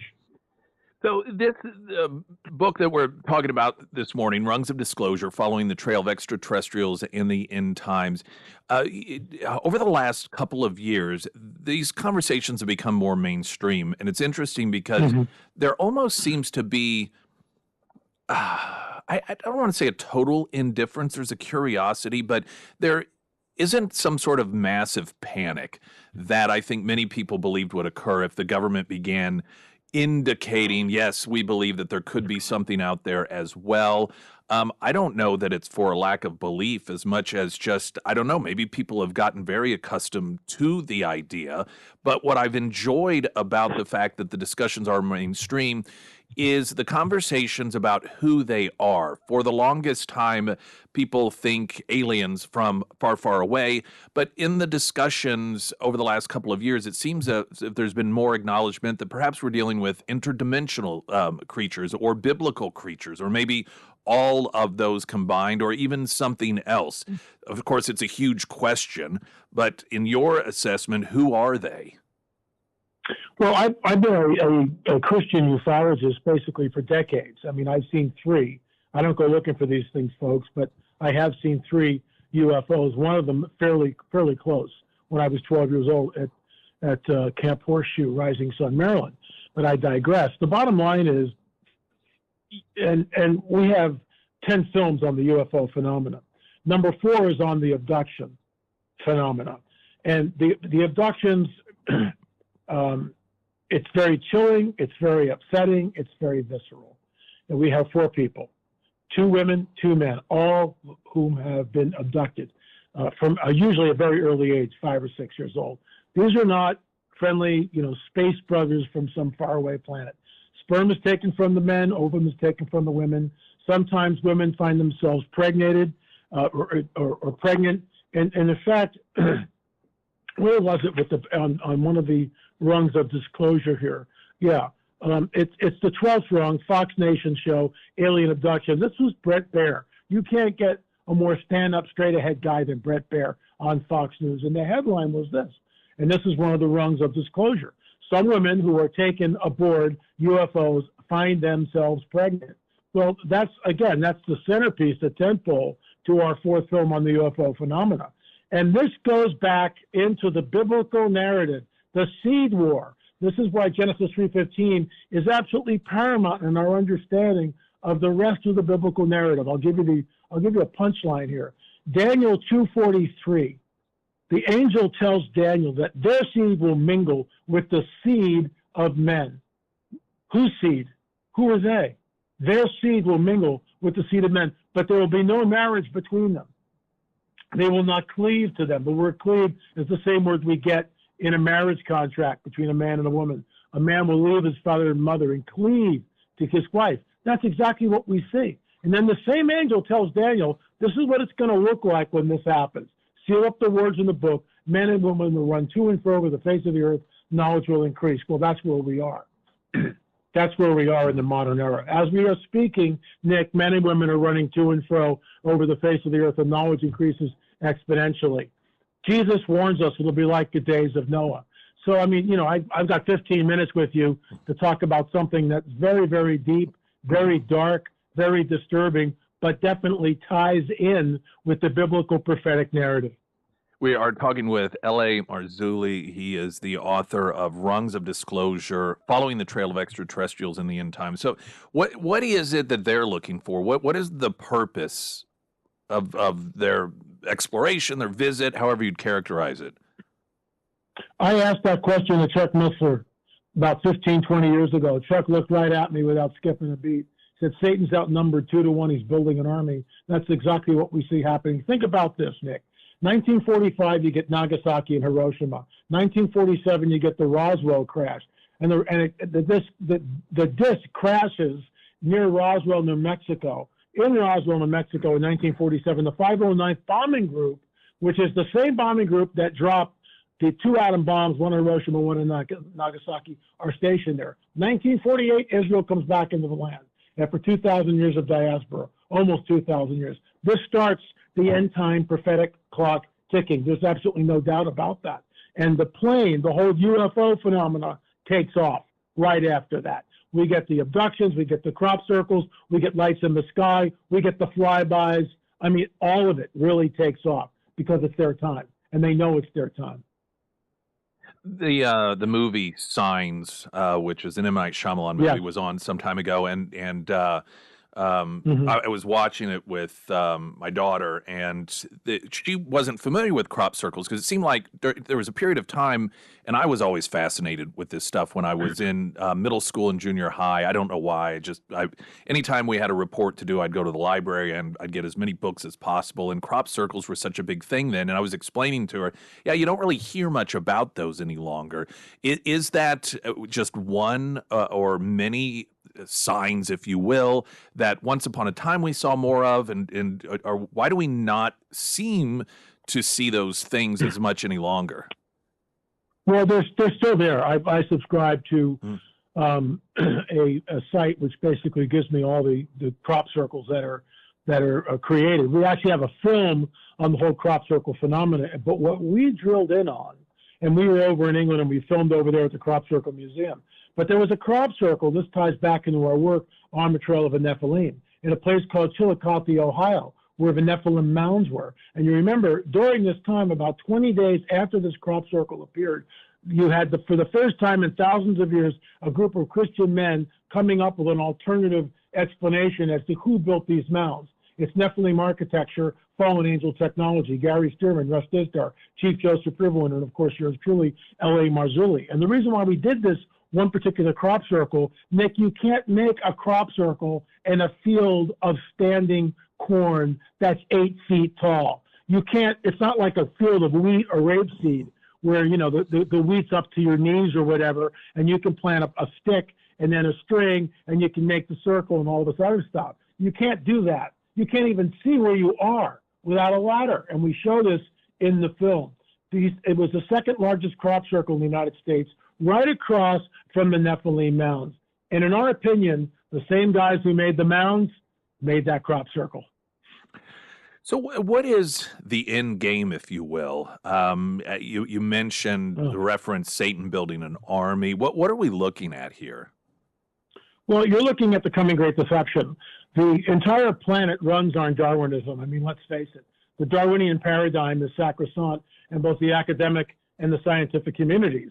And so the neo-Darwinists are looking at the old Darwinian theory with the discovery of the deoxyribonucleic double helix of life, DNA molecular structure, and they realize that, wait a minute, this thing just didn't happen by itself. Somebody somewhere created it. The question is, who is? So they're looking, the neo-Darwinists are looking out there, panspermia, the idea that we were seeded here by an advanced race of extraterrestrials. When they show up, and if you want to see what I'm talking about, go to YouTube and Google Hello Down There. That was a Super Bowl commercial 2024 to blow your mind. It's predictive programming. But when they return, and it will happen after some sort of a cataclysmic event on the planet, that's conjecture on my part.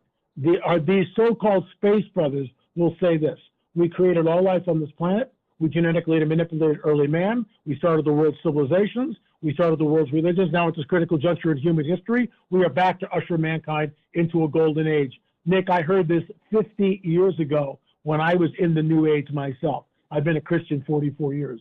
Do the math. And so what I'm saying is this is absolutely the coming great deception. This is how you create a one world government and a one world religious system. This is how it's going to be done, in my opinion. So what, if anything, should people do to prepare, or is there preparation? There is and there isn't. We need to know what is coming down. And that's the whole purpose of the book, to show that the analogy is the rungs of a ladder, up and up and up. Yeah, we're on the 17th rung, and it's actually more like the 18th, and it just keeps going up until full disclosure. The bottom line, the church is very anemic for the most part, and is asleep, and isn't aware that about a third of their congregation has seen something, has had an encounter with something. Oftentimes it leaves these people alone, scared, terrified, and afraid to talk to anybody because of the ridicule. The whole purpose of the book is to get people talking and to understand. Look, I'm not making this up. Jesus says we'll be like the days of Noah. So what differentiates the days of Noah? Why does Jesus point to the days of Noah? Out of the entire Old Testament he could point to, he points to that. There's your mixing of the seed right there. This is why Genesis 3:15 is paramount to our understanding of the entire biblical prophetic narrative. It's coming down. There are hundreds, thousands, millions of people who will embrace the lie. In the 2 Thessalonians, God says them strong delusions because they did not believe the truth. What's the truth? That Jesus created everything. Out of his mouth, everything, and he holds all things together. So for the most part, we have abandoned that, and we've embraced the Darwinian evolution paradigm. And the whole purpose of the book, first of all, is to explain what is going on with all the different facets of the phenomena. Close encounters of the first, second, third, fourth, and fifth kind, full contact, crop circles, alien abductions, cattle mutilations, what happened at Roswell. I mean, the book is basically a culmination of decades and decades of research. It will arm the reader, which is the whole purpose of it, to what is the truth. Then my final question for our author, L.A. Marzulli, the book Rungs of Disclosure, Following the Trail of Extraterrestrials in the End Times.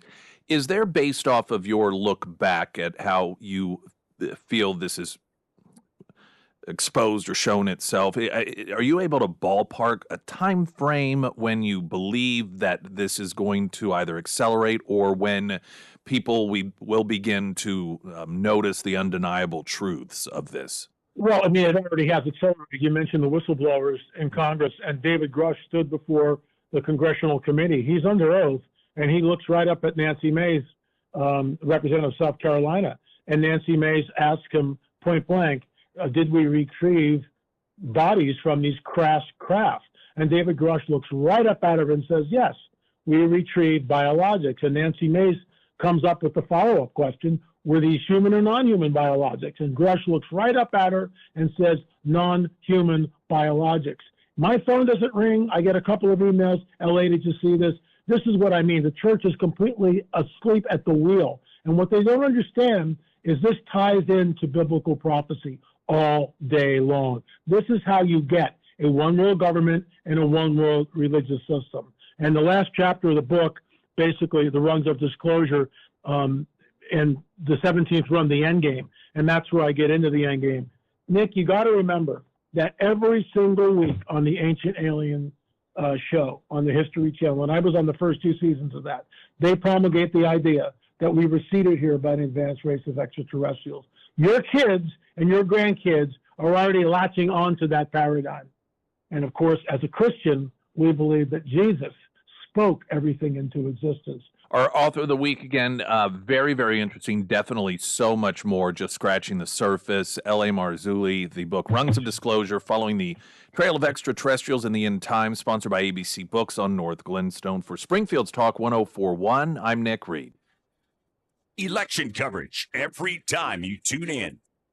This is Springfield's Talk 1041. The leaves are falling, and it's time to get them out of your yard. Hi, this is Terry from the Tractor Barn Farm and Lawn. We've got just the blowers from Toro to keep those leaves in check and send them to your neighbor's yard. These blowers are battery-powered and rechargeable, making it easy to not mess with gasoline. It makes small work out of huge piles. Stop by today to test it out. The Tractor Barn Farm and Lawn, where you're not our customer, you're our friend. Your local Toro dealer. And send your neighbors our way. Here in Springfield, we work hard, support our families, and pay our debts. But not deadbeat Derek Nowlin. Unpaid bills, lawsuits, garnished wages, higher taxes for you, unpaid taxes for him. That's deadbeat Derek Nowlin. But it gets worse. The state of Missouri had to sue deadbeat Derek to force him to pay child support. So deadbeat Derek is also a deadbeat dad. Say no to deadbeat Derek Nowlin. The better choice? Melanie Stennett, a concerned mom, community leader, and healthcare advocate. Stennett is making our communities safer by giving law enforcement the tools they need. She's delivering record funding for Springfield schools and pay raises to support great teachers. And Stennett is providing new moms the expanded healthcare coverage they deserve. Melanie Stennett, a common-sense community leader working for us. November 5th, vote Melanie Stennett for state representative. Paid for by Heart of SGF PAC, Greg Keller, Treasurer. You're listening to Nick Reed in the Morning on Springfield's Talk 1041.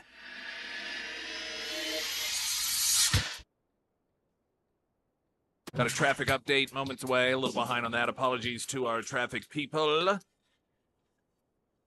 Do want to remind you, we're going to have, let's make Retro Metro a landfill tomorrow. Our happy hour 4 to 6. All of you who have been labeled by Democrat presidents or former presidents that are Democrats as bitter clingers or Nazis, transphobe, homophobes, right-wing Christian, domestic terrorists, garbage, of course, and whatever else I'm leaving out.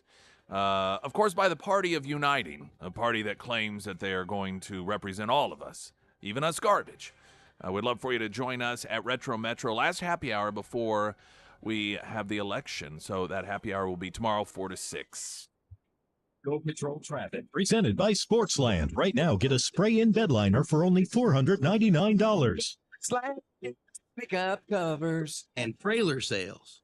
Things are thinning out around the Springfield area, although they're still working with the crash on eastbound Highway 60 just before Republic. Traffic is backed up a little east of Highway 174. Northbound Kansas is still heavy between James River Freeway and Walnut Lawn. And you're busy on northbound Campbell between Mount Vernon and Chestnut Expressway. From the Go Patrol Traffic Center, I'm Tim Weiland. This report is sponsored by Progressive Insurance. Progressive Commercial Insurance can protect your small business with over 30 coverage options, an easy-to-use mobile app, personalized discounts, and more. Get a quote in as little as 6 minutes at progressivecommercial.com. Discounts and coverage selections not available in all states or situations. Did you know there's more to a window than just glass? With windows from St. Clair of the Ozarks Home Improvements, you get the Duralite Spacer System. This system limits condensation and adds to the structural integrity of your windows, and it buffers the stress that comes with thermal expansion. It can also improve sound reduction, making them more noise-resistant than standard windows. To make sure your future windows have the Duralite spacer system, call St. Clair of the Ozarks Home Improvements today, 883-7748. That's 883-7748. Hi, folks. Nancy with Greene County Freight and Food Sales. We understand the fight the American people have with the rising grocery prices. Here under the big red roof, we are here to fight those inflation costs for you and give you the cheapest prices on quality product.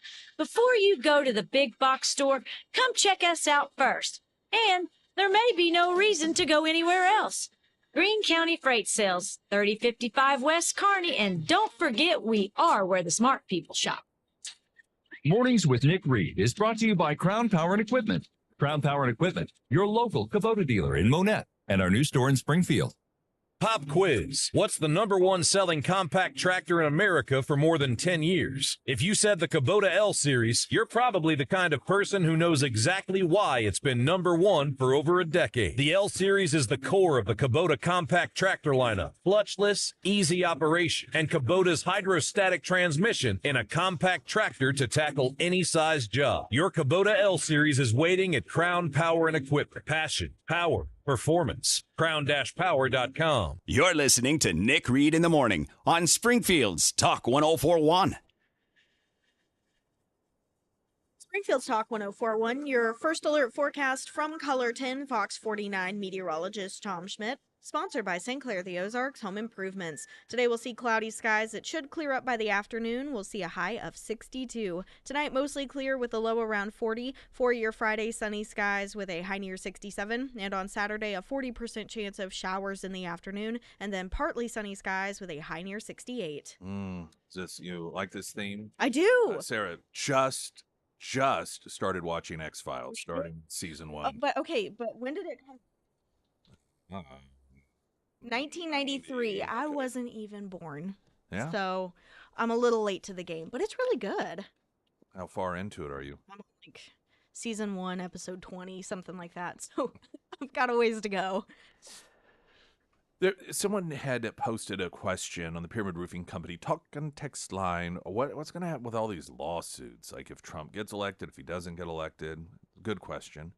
It is amazing how a year ago, the whole plan to prevent the American people from electing Donald Trump was to use lawfare to go after him. You know the civil case against him in which he was found not guilty of rape by that Carol, whatever her name was, Jean Carroll, who, I don't believe that she ever even met Trump. She claimed she couldn't remember the year. Much of her story didn't add up. She laughed about how she was going to go on a shopping spree with the money.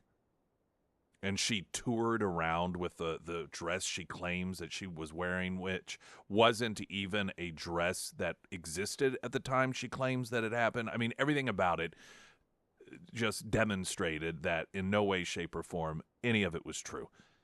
Which is why they said he was not guilty of rape. I believe they found him liable for the lesser charge of sexual assault because it's New York and all of the pressure on them. They had to do something. But I think that even though it's a Democrat area, they couldn't bring themselves to say that he raped her, given that they knew that he didn't.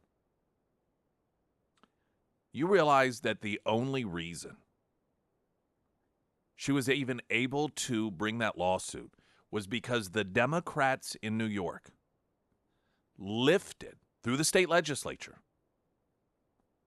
the statute of limitations for such accusations only for this election cycle, and it was signed by Governor Hochul. The Democrats literally changed the law for just the election cycle period so that she could make that accusation and then they could try him for rape. That alone shows you that it's lawfare at play, that this was about the election. Not to mention the other cases that are going on. have been going on. It's amazing that we have gone from a year ago where that was their plan, to prevent the American people from choosing him, to just by default, we have to have Joe Biden as president for a second term, and that no one's even talking about. No one's even talking about these cases. The whole plan was to get a mugshot, to get him labeled a felon, and they tried. Oh, he's convicted felon, convicted felon, convicted felon. They don't even mention that any longer. It's amazing how upside down the Democrats have turned our country, how divisive they have made things, how they have changed laws, literally in New York, changed the law so that they could try to go after Donald Trump, and all of the law, all of this they were willing to do to our country. And for what? At this point, they're not even talking about it. They have reduced themselves to calling Trump supporters Nazis and garbage. This is what has become of the Democrat Party. The party of joy, who claims that Donald Trump is the divisive one.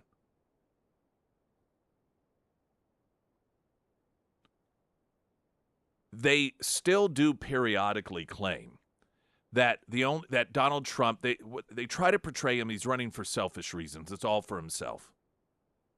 Really? Have you ever known any human being to run for the presidency that has not only not gained something from it, but instead lost something from it other than Donald Trump?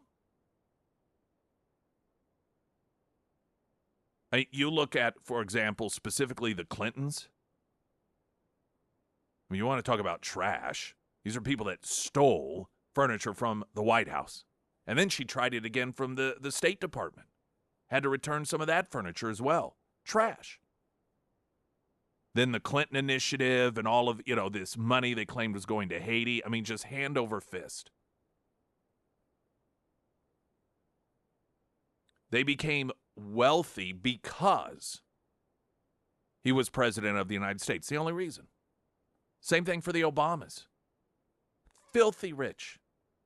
A guy who once said, you only need so much money. Apparently, they're exempt from that rule. I mean, this is a guy who is an unknown state senator. And just because his name is on it or his wife's name is on anything, they can sell it to hordes and hordes of fans taking money hand over fist. Donald Trump is the only guy who has lost tremendously, who has not personally benefited by running for president, but he's lost, and he's willing to do it again. I mean, that's the reality of it, whether you like the guy or hate the guy.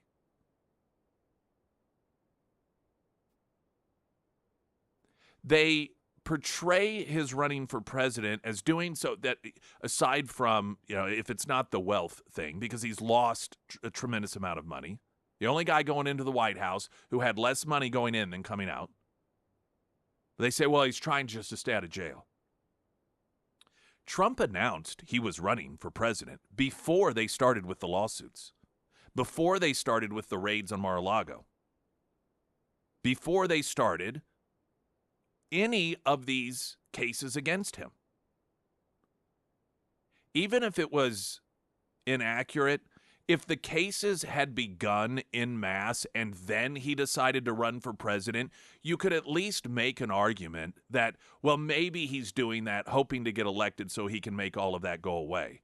All of that started well after it was known he was running for president, not the other way around.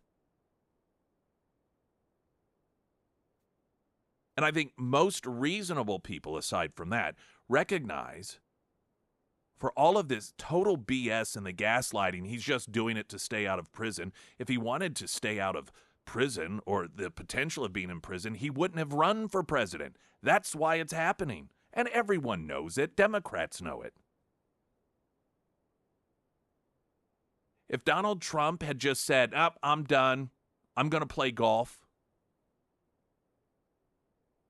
and stayed completely out of politics, didn't want to talk about it whatsoever, they would have never gone after him. There would have been no point. Because the whole point was to make sure that Joe Biden got a second term. Something that only Joe Biden himself was able to torpedo. And this gets brushed over, it gets glossed over, and I don't think it really gets necessarily the attention that it deserves. But this presentation that, well, he's doing it for himself, he's doing it to stay out of prison. He knows that if he made his presidential ambition decisions based off of whether he, based solely off of whether he wanted to stay out of the potential prison situation or not, then his decision would have been not to have run, because that's why it's happening. Not to mention, he's been shot once with an attempt twice. Oh, yes, clearly Donald Trump is really doing this for all of the trappings of running for the presidency. The threat of prison time, threats to go after his kids, potentially try to put them in prison, trying to totally and completely bankrupt him, and he gets shot. Yes, clearly Donald Trump is in it for himself. Springfield's Talk 104.1, I'm Nick Reed. Missourians for Constitutional Freedom. Sounds pleasant, patriotic even. But who's hiding behind Missourians for Constitutional Freedom?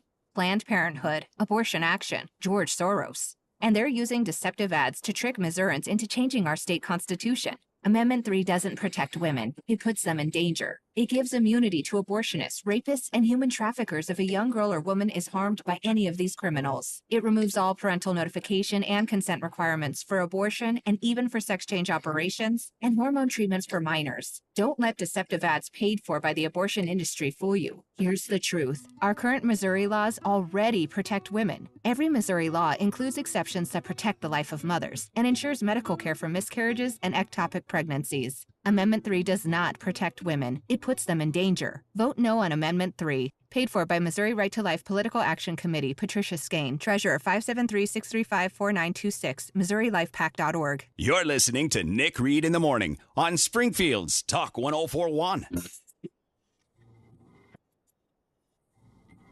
Sarah Myers, everyone. Thank you. I finally changed our bumper music. Yeah, I noticed that like halfway through the show. I forgot to do it yesterday. My bad. That's fine. It's all right. All right. All right. The Pyramid Roofing Company. Well, we finally received some much needed rain in the KSGF listening area last night. And if you have noticed some issues with your gutters, yellowing on your ceiling, or even drips or leaks, I want to recommend Josh and his team over at the Pyramid Roofing Company. Now, the Pyramid team, they offer free roof inspections, so you're not out anything whenever you give them a call. They won't show up and give you a 2-hour presentation, and they're not going to use scare tactics to try to sell you a roof. They're upfront, they're honest, and they just want to provide the best solution for you and your home. And sometimes that doesn't mean a whole new roof, but maybe just a simple roof repair. So if it is time to schedule that free roof inspection, go ahead and give Josh and his team a call today. You can find all of that contact information for the Pyramid Roofing Company under the Sarah's Endorsements tab at ksgf.com. I saw the story, but I didn't have a chance to read into it. Did you read into the story about Joe Biden having a hard time raising money for his presidential library? I just opened it. Yep, I had just opened it. They reported it on Wednesday night. The Wall Street Journal did. Maybe the problem is, because I imagine if you are trying to get people to donate large amounts of money for your presidential library, you have to give them some sort of visuals, presentation. Here's what it's going to look like. And maybe the fact that it potentially is just nothing but children's books is something that is a little off-putting to donors. Maybe that's why he's having a hard time raising money for it. Don't know. Just don't know that for sure. Tim Waltz was on, which network was this? Let's see, CBS. And he was asked a question that, to the credit of CBS Mornings, isn't really asked of Waltz or Kamala that often. And that is, hey, when exactly do you, if you don't support abortion up until birth, when do you support the government, the law, cutting it off? And, of course, he didn't give an answer. falsely claim that a woman died because she wasn't allowed to have an abortion, when in fact the reason she died was because of her attempt to get an abortion. But, blame Trump for that. Go back to, well, I've just said we need Roe v. Wade. Oh, no. See, because this is the big pushback that the Democrats have, with the help of the media, been allowed to execute every time Republicans point out that they support abortion up until birth. That's not true. They act indignant about it. Okay, then when should it be illegal? I've talked about this over the years, and inevitably when I do, I will get a very angry email or text message from somebody who's a Democrat that I think believe that their party doesn't support it up until birth. And they're just very mad because they feel as if what I'm saying isn't true, and it's trying to paint the Democrats as these horrifically barbaric, cold-hearted individuals that have no problem killing babies. And I simply respond, then if I'm wrong on this, please send me anything. News item, news article, speech, in which any of these Democrats that are in charge of policy explain where the cutoff should be. If they don't support it up until birth, because they say, hey, government should not be involved in these decisions between a doctor and the mother. Well, if that's the case, if that's really their position, government needs to stay out of my womb. So that includes 8.5 months? Well, no, that's not. Oh, okay. So then you do support government at some point saying, well, that's too far. Well, no, we don't. Okay, so you do support it up until birth. Well, no, we don't do. Well, where is it then? I think a lot of you people out there who support the Democrat Party because you are, well, maybe not because, but your position is, well, I'm for abortion, but not, that extreme crazy up until birth stuff. And you believe because the Democrats, every time they are confronted with this, dismiss it as, well, that's just not true. You really need to ask yourself, why is it that they don't say where they believe government should say it's illegal? You need to have a real reflection moment there. And you need to recognize it's because they do support it up until birth. It's why they don't answer the question, and it's why they don't usually get asked the question. Springfield's Talk 104.1, I'm Nick Reed. Attention Missouri Republicans. Donald Trump Jr. has endorsed Amendment 2. Don Jr. calls legalizing sports betting a no-brainer for Missouri. Right now, 38 states allow sports betting, including 7 of Missouri's neighboring states. Amendment 2 will give Missouri fans the freedom to bet too, and that means our money will stay at home instead of going to other states. Legalizing sports betting will generate more than $100 million for Missouri schools without raising property taxes. That's why our Republican candidate for governor, Mike Kehoe, is joining Donald Trump Jr. in supporting Amendment 2.